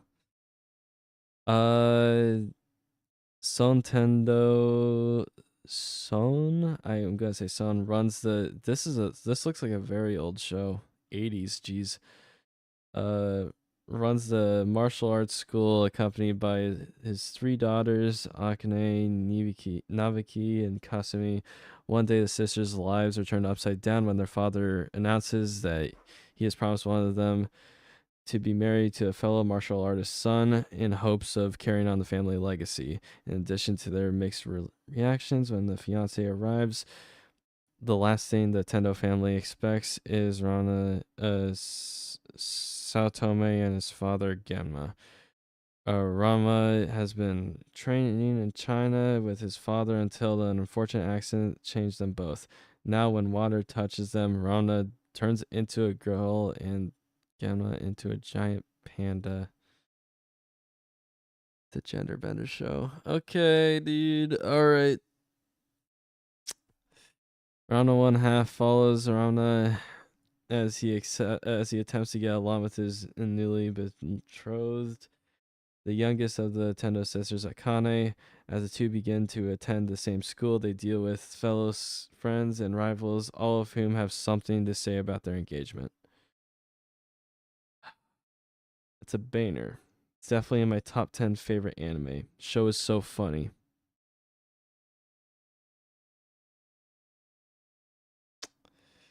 Bro, but it's old. I gotta get a VHS to freaking. I gotta get a VCR to freaking watch it, bro. Bro, this shit's so fucking old though, dude. I'll have to do so much shit, bro. This is so cringe, bro. So cringe. They announced a remake yesterday. Bro.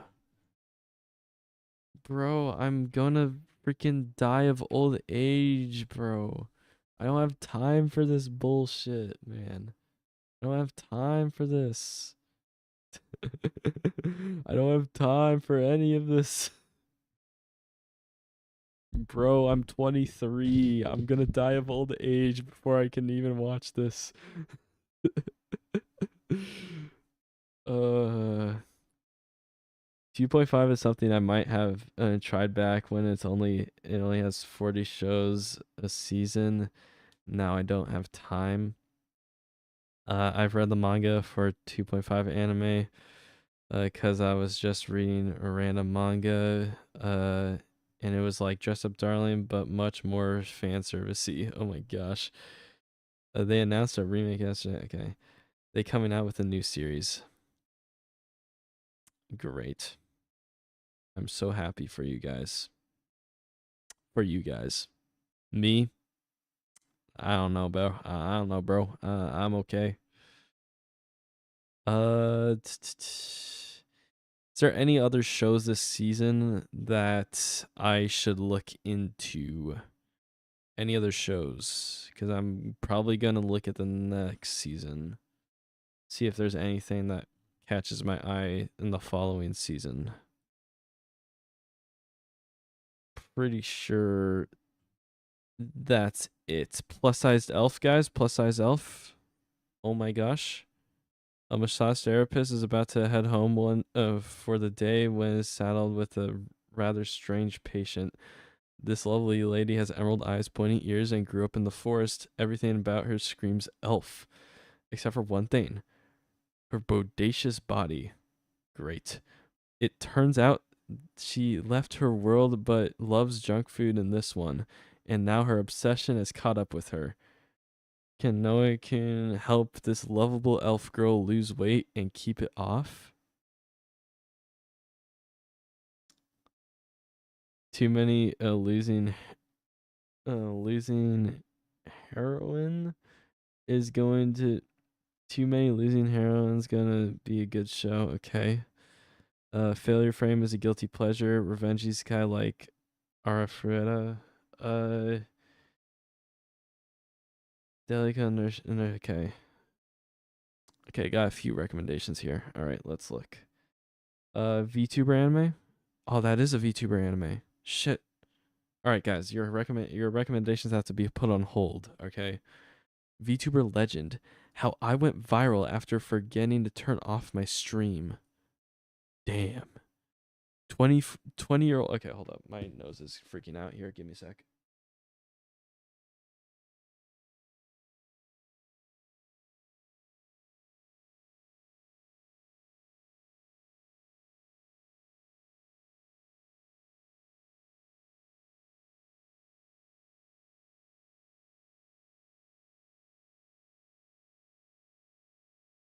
All right.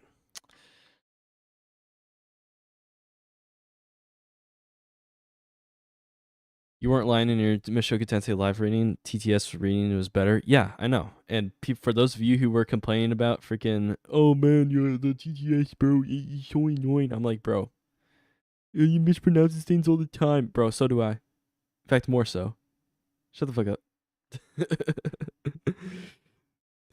20-year-old former wage slave Yuki now works among her idols, the streamers of Live On, one of Japan's top VTuber companies, as the gorgeous, polite Awa Yuki. Uh, she delivers only the most ladylike content. Unfortunately, her subscriber count and savings are at rock bottom.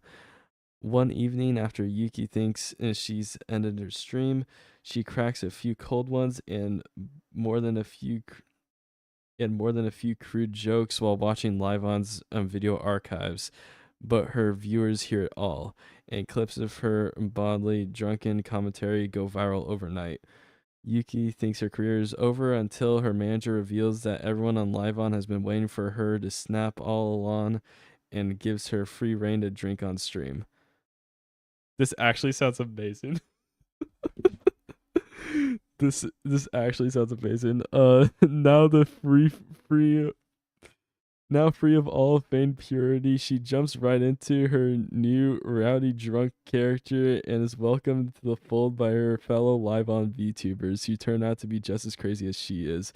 With her views and finances rocketing, Yuki's work for the first time in her life is actually fun. Oh my gosh, this sounds fun. This sounds awesome. this show looks good. Fuck, I didn't know that the VTuber anime was gonna be good. Shit. I didn't think it was gonna be like how I went viral after forgetting to turn off my stream. I thought it was just gonna be some like weird ass like just confessing out her emotions while thinking she was off stream or whatever. But no, she was actually drunk off stream. And she was just going on a drunken rant, and that's what got her popular. That's amazing. I'm actually into this. Damn, okay. I'll have to watch that. Okay, so I parry everything. Oh my gosh. Okay, what are the other ones? Failure frame. Failure frame. Failure frame right here. Failure frame. I became the strongest and annihilated everything with low-leveled spells. Abruptly, ca- abruptly catapulted into a fantasy world. Mimori and his classmates have been summoned by the world's resident goddess to serve as heroes. Luckily, most of the students display amazing skills upon arrival, except for Mimori, whose abilities bottom out at measly E rank. With no further use for him, the goddess manages and banishes Mimori to a dungeon from which no one has ever returned alive. Yet, as it turns out, Mimori's skills aren't so much worthless as they are abnormally powerful even. If Mimori can only claw his way back to the surface, nothing will stand his way from getting revenge. I mean, that definitely does sound like a guilty pleasure that you would like, Philip, based on your previous recommendations. The Delico's nurseries visuals. Which one? Oh wait, too many losing heroines. Also, okay. Let me look at whichever one I find first. I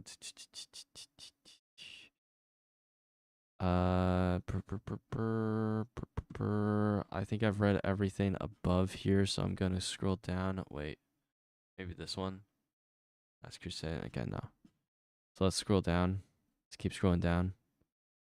Okay, heroines ones. Heroines one. Kazuhiko, a self-proclaimed background character. Ooh, just like Eminence and Shadow, accidentally witnessed his popular classmate Anna being rejected by her childhood friend.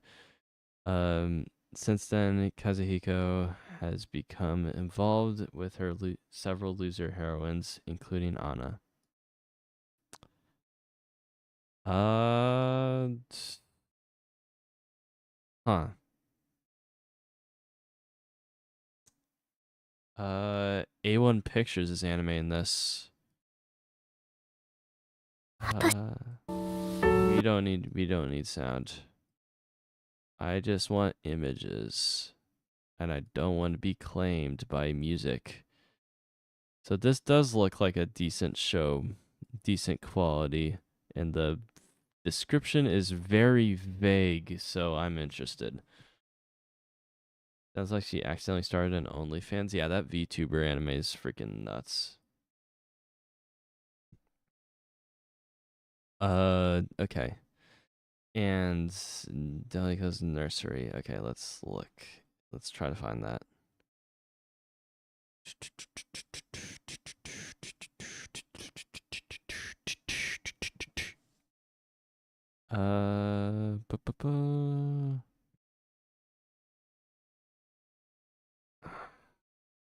Let's just Control F. Oh wait, I'm doing Control F on the wrong freaking thing. Okay, right here. Control F. Nurse. Okay, right here. I was just blind. It's fine, guys. Don't worry about it.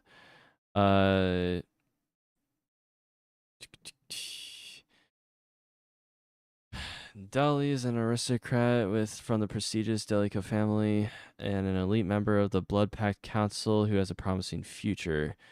He is ordered to carry out a certain mission by the Blood Pact Council, the highest governing body of vampires, but Dolly flatly refuses.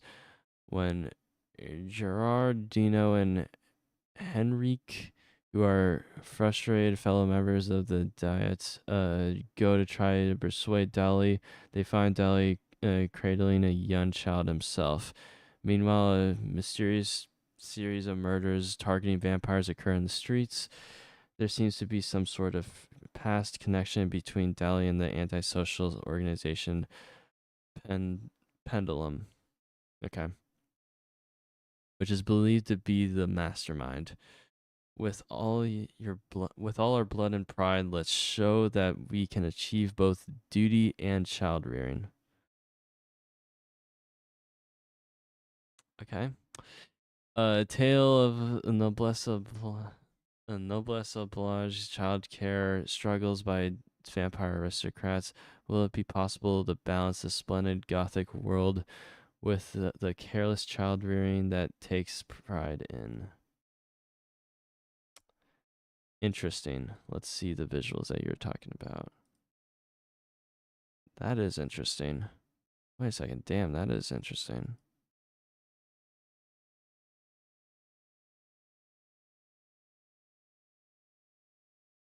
That's crazy, actually. What the fuck? There's so much personality in this animation. What the fuck? Damn. Hold up. Is this an adaptation? Uh, duh, duh, duh, duh. I don't think this is, right? I don't see anything here. VTuber anime title that sounds like a prank channel title. Elusive Samurai seemed to be pretty good too. I want the VTuber anime to get dubbed. Just imagine if Amelie stars that anime in dub. OMG. Oh my gosh. Yeah. I don't I don't know who that is. Uh it would be cool if Iron Mouse did the dub. I know who Iron Mouse is though. I don't know if she's a voice actress or not though, and I doubt she is. So yeah. But yeah, that art looks very interesting. You said Elusive Samurai as well? Samurai.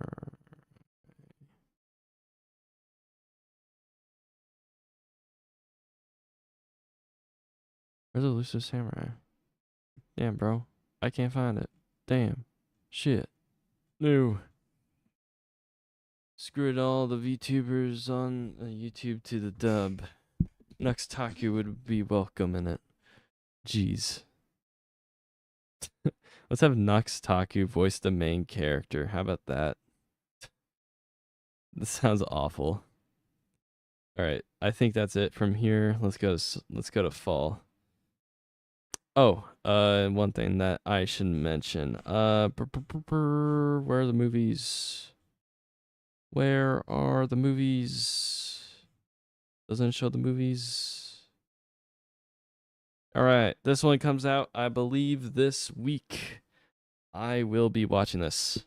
I am excited for it. I like Blue Lock a lot. Is it a guilty pleasure? I don't think it's a guilty pleasure. I just really enjoyed. It's coming out this week for the US, so I'm excited for it. Apparently, it came out all the way back in April, so that's surprising. But I'm excited to watch it. Looks good.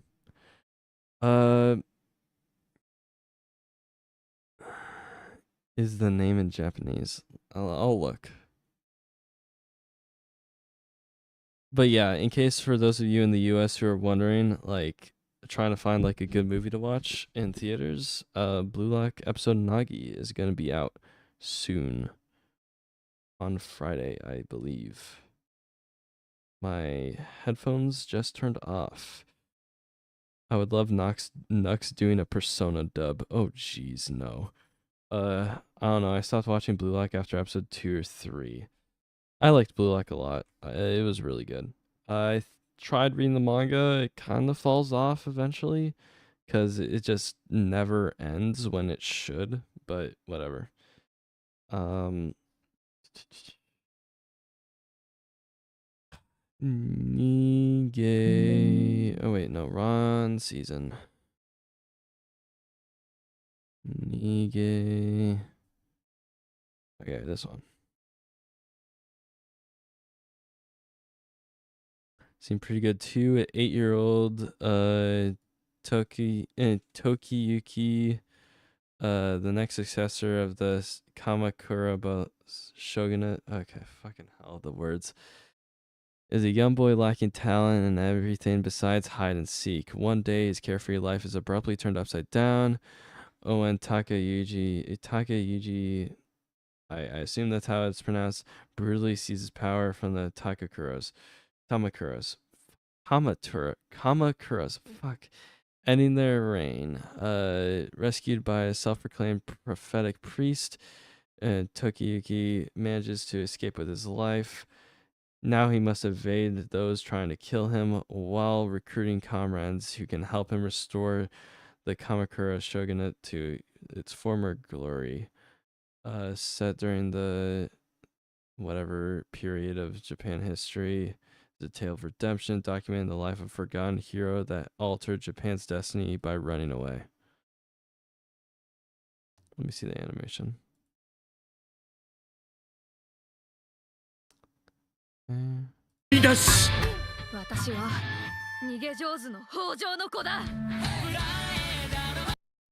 Okay, mute that.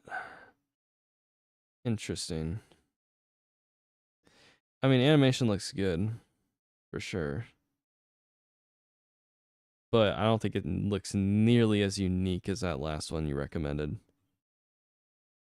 But if the storytelling quality is good, then yeah. Produced by Cloverworks. Oh my gosh, dude, Cloverworks again. Fucking hell. What other shows they got this next season?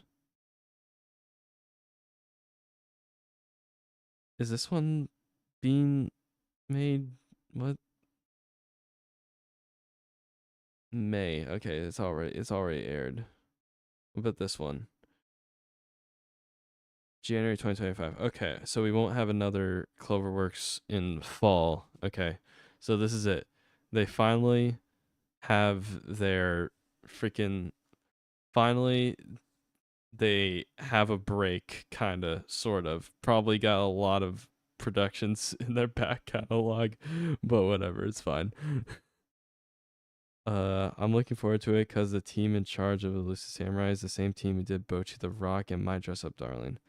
Damn, really? Okay. Interesting then. Okay, so yeah, this might be a banner then. Who's the director? What have you worked on? Not by members. Most recent. Episode director for yeah, My Dress Up Darling. Episode director on Wonder Egg Priority. What else? What else have you done? Chihiro Furuki animation. Okay, so not director. So yeah.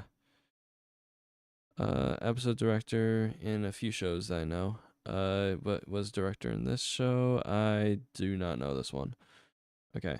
And script / series composition. Dead Mount Deathplay Part 2 script. Okay, that's pretty decent. All right. Dead Mount Deathplay script as well. Okay. Decent. Fire Force. I'm starting to understand why. Check the producer. Gotcha. Producer, animation producer for Bocchi the Rock. I see. I'm starting to understand. Okay, so this is the guy. Okay. He only has banners in his catalog. I'm starting to see why you're excited for this. Okay.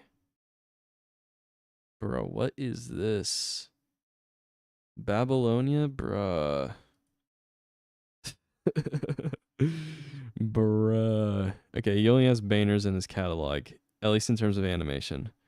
Oh, he didn't work on season 2. Oh, man, that's crazy. Assistant production manager. Damn, okay. But animation produce, he seemed to be main producer in starting in the Cloverworks projects. Interesting. Was this one Cloverworks? It was. So he was assistant here and then immediately went into he was a production manager and then went into producer here. Assistant production manager, episode 5. Okay. Arrow Manga Sensei is a banner to you. What? Wait, hold up. What? Oh, I looked over that. I was really only looking at this first like string like around here, you know. Like around here. Did not notice this. But hey man, like some people are cringe, let them be cringe, you know. The producer got Promised Neverland season 1 and not season 2 Lamau. Yeah, I see that here. It's crazy. It's almost like staff directly correlates with how good an adaptation is. It's crazy. It's crazy. It's almost like the studio is not reflective of the quality of the series and it's actually just the staff. Wow. Who would have thought? Yeah. So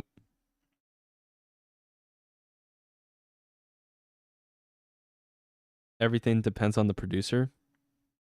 I thought the director would have a bit more effect on that. Just like Madhouse with Freerun. Now it's not easy. It's not hard to find Freerun because for some reason it's the number 1 anime of all time apparently. So let's look here. What has he done? I want to watch this show. Talked OP Destiny or whatever. I want to watch that show. I'm not interested in Sonny Boy. I tried watching this. It was okay. Or no, sorry. I tried watching this. Sorry, I got the 2 parts. I tried watching this. It was okay. One Punch Man. Okay. I'm not gonna lie. The catalog of the last dude was more impressive than this. This guy has worked on a lot of unique shows, to say the least. Very unique shows, with the exception of One Punch Man. One Punch Man was not really unique. It was just really, really well done. But the rest are very unique in terms of their art style. Did I see something about new Code Geass? I think you did. I think I saw something like that too. Let me see.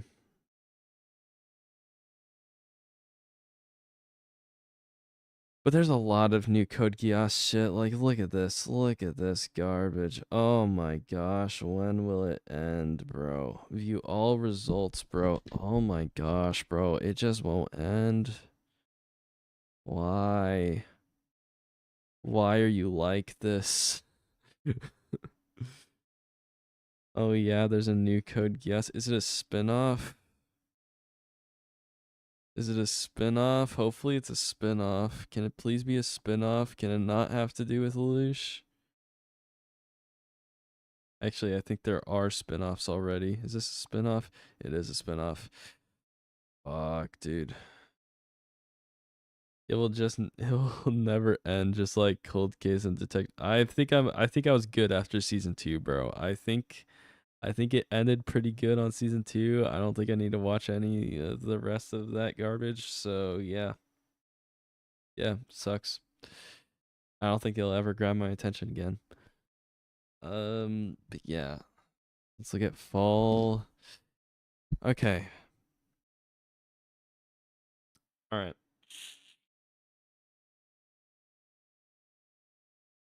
Now, okay, I should probably go back to summer, considering the state of this channel after Mushoku Tensei ends. Now, as for the shows I'll probably cover in the summer in place of Mushoku Tensei,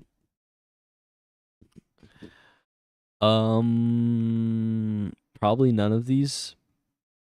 I don't feel like a comedy show is worth covering weekly. I just don't feel like it. So as for like what is worth covering, I feel like going back to old anime and giving my thoughts on those is probably better, in my opinion. Like going back and probably making like a brief thoughts on Windbreaker to spread the word about this anime would probably be better, worth my time, worth more of my time than covering one of these shows weekly, or going back and like covering Kaiju number 8 briefly and stuff like that.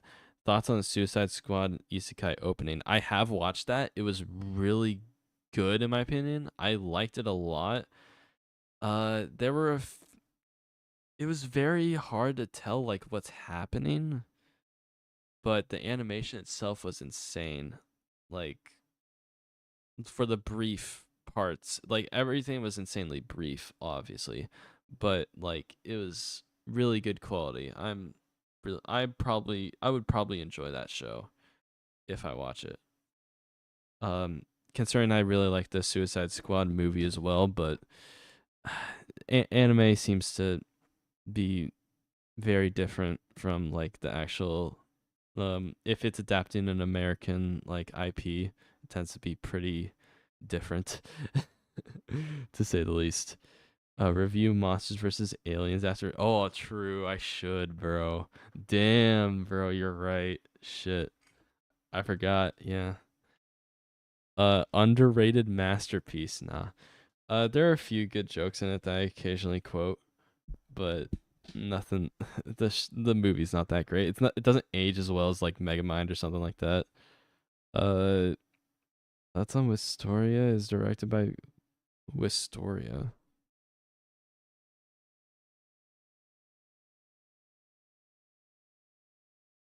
I assume it's this one. Black Clover director. Uh, Whoa, he was the episode director for episode 10 of freaking Chainsaw Man. Holy shit. Holy shit.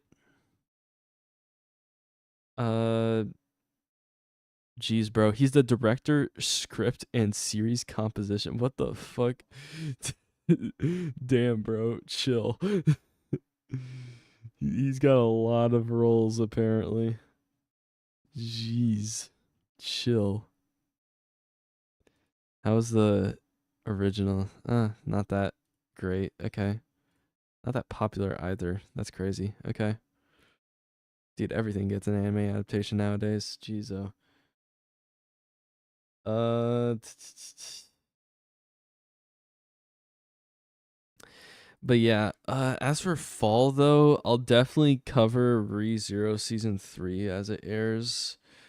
I feel like being an anime only with with small spoilers from the web novel, like I know how Rem ends up, unfortunately. I know how Rem ends up. Uh I know the main antagonist of arc 6, and I think that's it in terms of spoilers. I've read the first few chapters of the web novel in arc 5. That's it. I think that's all I have in terms of like spoilers and all that. Howdy howdy, what's going on everyone? I'm trying to pick what shows I should cover weekly. I don't think there's any in summer that I need to cover weekly cuz one, I'm not a big fan of Tower of God season 2. I'm also I kind of hate Oshinoko for how good the first episode was and how mid the rest is. I'm not really excited to cover that. And I'm not interested in covering a comedy show weekly. So I'm thinking about just going back and reviewing older shows and giving praise to shows that aired last season or all that stuff, giving attention to stuff like that. Stuff for people to binge, recommending stuff for people to binge. I like Spirit Chronicles S1. Season 1. Did not watch that. Thoughts on Hell's Paradise? Did not finish it. I should probably watch that. I I should probably watch that. I liked the first few episodes of it. It was unique to say the least. Really well animated. I was very surprised considering that Mappa was releasing Chainsaw Man, Hell's Paradise, and like Vinland Saga all around the same time. So it was very surprising to see something as well animated as Hell's Paradise come out from the same studio. But yeah, it was pretty good. Hell's Paradise production was like, so chaotic, a living hell. Jeez. Don't tell me you worked on that too. Damn it. You worked on JJK and you also worked on Hell's Paradise probably. Shangri-La Frontier season 2. Shangri-La Frontier, I'm not too big of a fan of it. It was all right. Didn't I didn't quite like it was a solid like 7 out of 10 show. It didn't really uh I don't know. It's like having that bunny around kind of ruins the story and my engagement a little bit, similar to how Paimon ruins my engagement with Genshin Impact story. Similar thing. Fell off hard production, not story. No, I didn't work on that one, Lamau, but I got hella friends who worked on it. Damn, bro. Shit. So you know how bad the production was for that. Okay, damn. I got PTSD from working on Shangri-La Frontier though. Damn.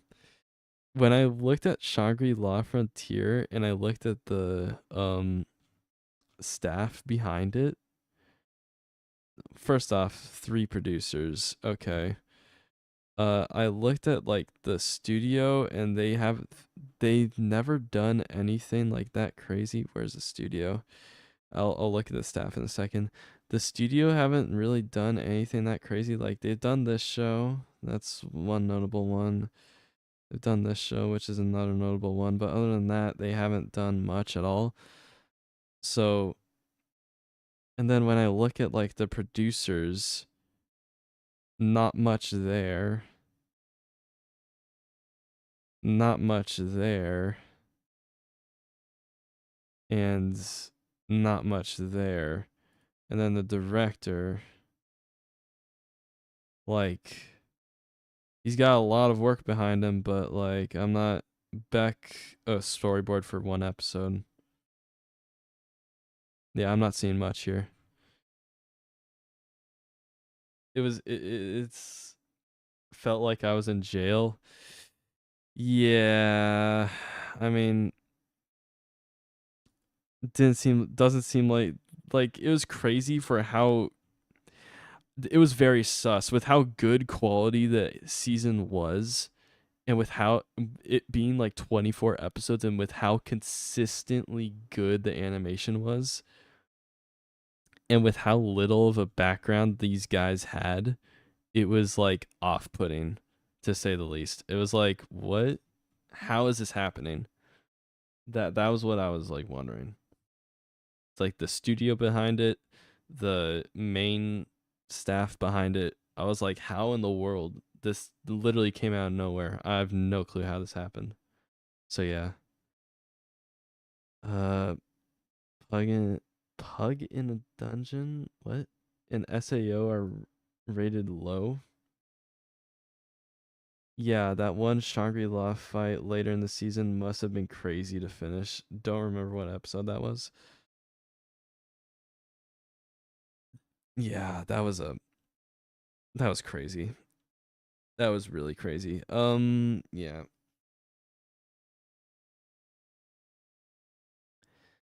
Let's go back to the fall season. Again, I'll cover ReZero weekly. That's probably like the next show I'll cover weekly. Blue Lock maybe, but like my videos on that would be like 2 minutes. There's probably not much to cover in terms of each episode. Gun Gale is so low. Oh, Gun Gale Online season 2. I need to watch season 1. That might be one that I cover later because I heard Gun Gale Online is really good. If you watch ReZero, I'll work on it then.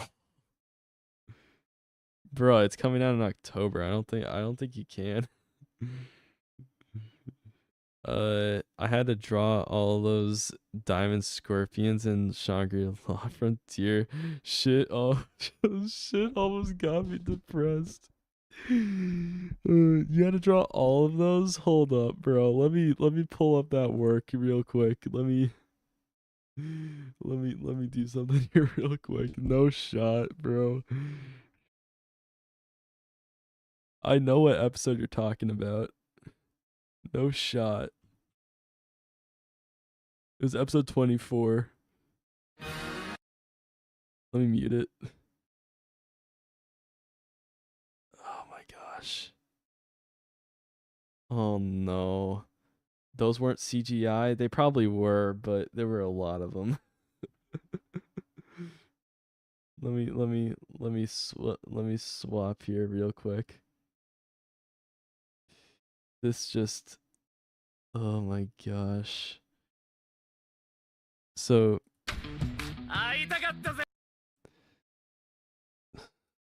this shit. Yeah, episode 24.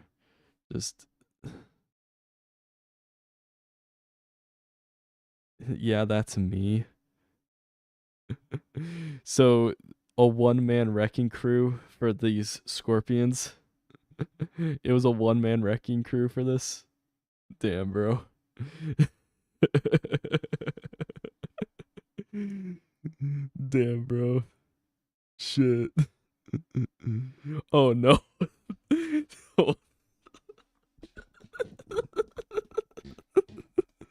Oh no. That's you. You're just looking back at them.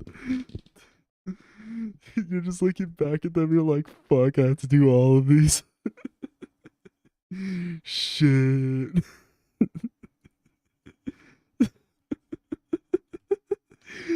Dude.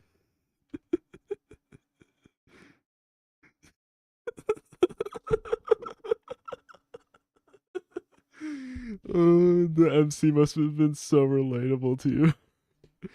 I was so done with this BS. Oh, damn. Oh, I need to go to sleep at some point. Damn.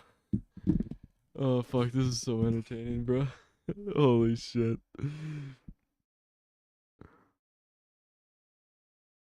The first Birdhead anime is really good.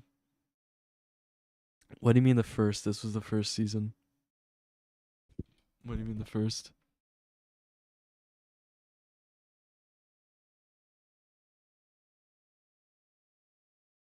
Damn, bro.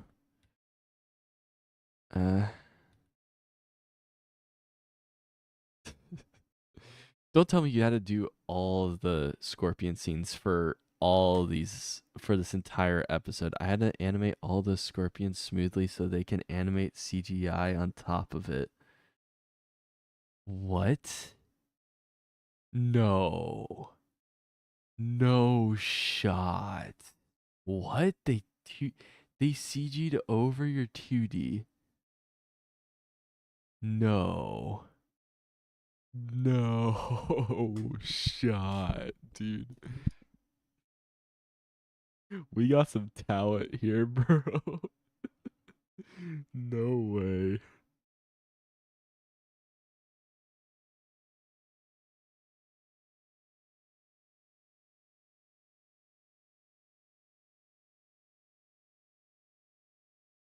Oh shit, bro. Damn. Couldn't afford second key animators.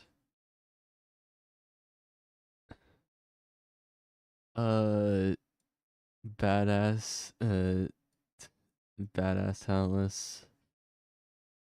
Shame but still badass. That's crazy, dude.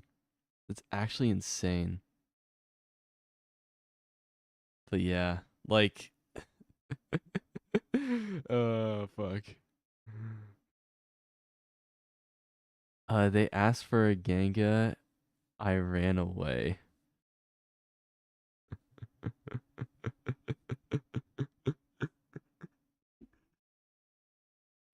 What the fuck, dude? Uh, oh fuck, dude, no.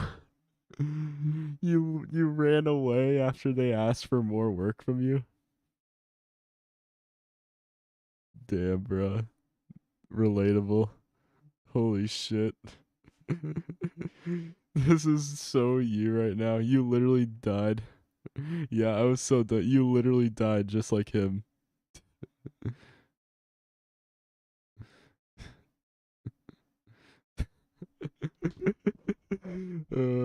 I said I couldn't. Did you say you had like other projects to work on and stuff? And that's why that was your excuse, you know? That'd be fair if that's the case.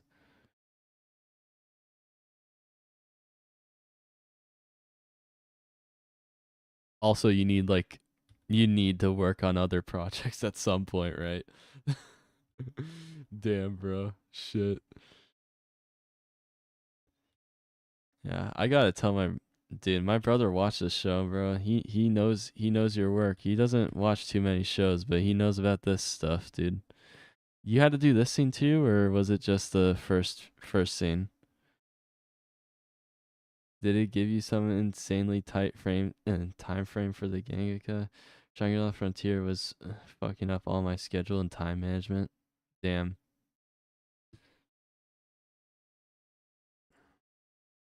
What were like the projects that were like the easiest to work on for you? I wonder. What were like the easiest ones? Like in terms of like management. At some point I had to work on this one for another show. I'm pretty sure you answered my question before though.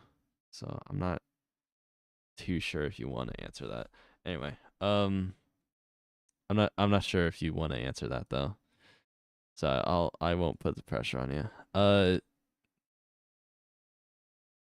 Probably Jujutsu Kaisen and Mushoku Tensei. See, like, yeah, that's like insane. Like, I've heard horror stories from other animators about Jujutsu Kaisen. I guess it's on a by episode basis, maybe. I don't know, but yeah, that's crazy. If Jujutsu Kaisen was good for you, what part of Jujutsu Kaisen did you animate though? I wonder, like, what episode? You don't have to say like what specifically if you don't want to out yourself, but Shibuya arc was animator torture season. Damn. Yeah, that's what I heard, but they give you some insanely tight frames. I've heard that game. Okay.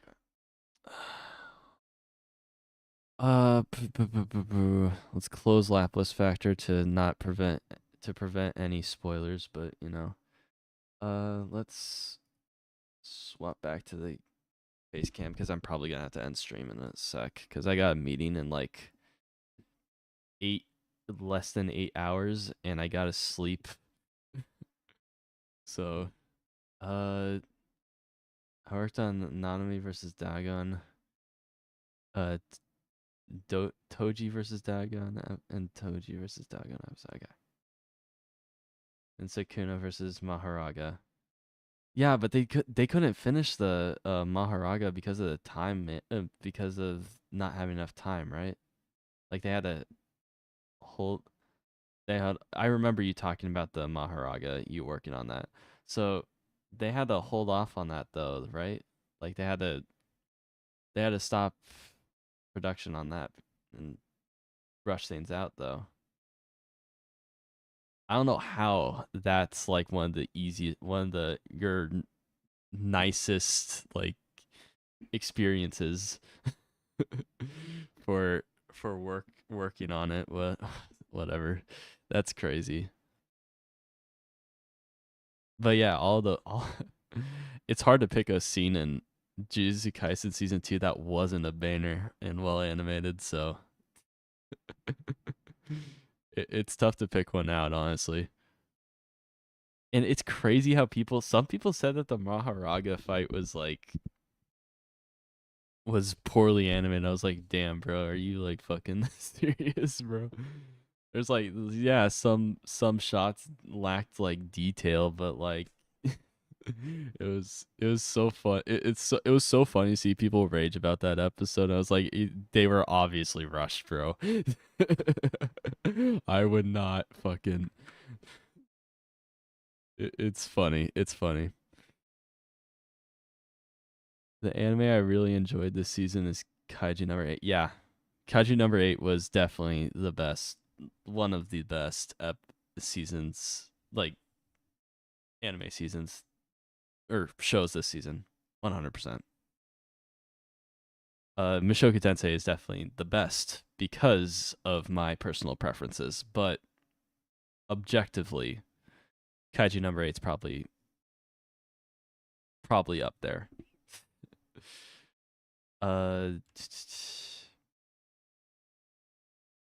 Report thing very impressive though. Go or miso?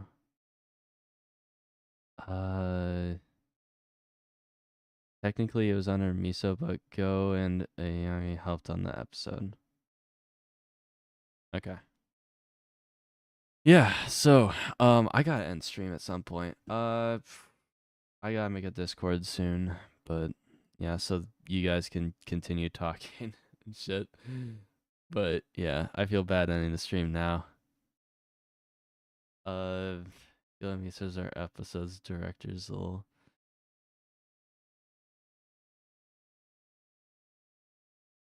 That was a few weeks before 17.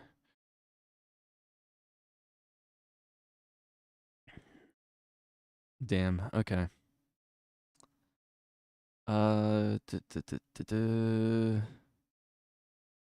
What's on my watch list right now? Let me try to share that with you guys. Yeah, I finished Psychopaths. That was really good. I really want to talk about that at some point. Engage Kiss. I'm currently watching. I tried watching Studio Apartment, Good Lighting, Angel Included. That is a bit of a mess, but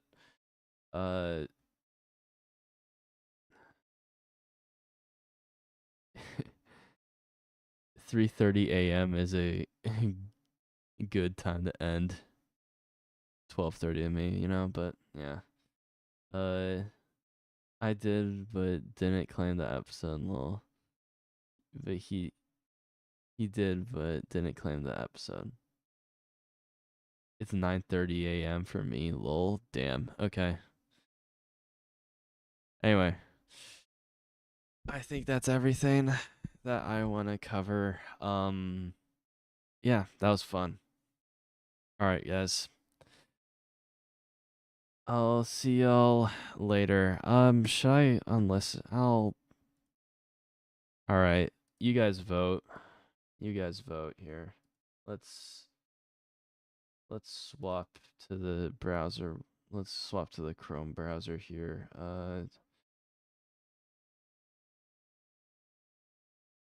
Let's swap to here and let's pull this up.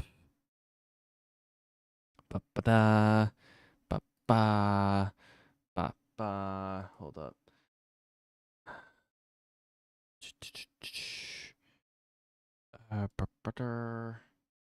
And transition. Okay. So, guys, do you guys want to be able to watch the VOD later or nah? Unlist, yay or nay? Good stream, good night. What happens in the stream stays in the stream, Lamau. True. Unlist, yay or nay? I saw on Lycree's channel that everyone was offered to do work on episode 17. Lol. Unlist. Got it. Just start drinking some beers and forget to turn it off. All right, man. It'll be unlisted. As for you guys who watched it, you guys will be able to see it in your history if you really want to watch the VOD. I'm not gonna private it. But if you really want to watch the VOD, you can see it in your watch history, and it'll be there. I might add it to my freaking chillin' streams playlist maybe, but whatever. Anyway, that'll be it, guys. I will see you next time. Bye.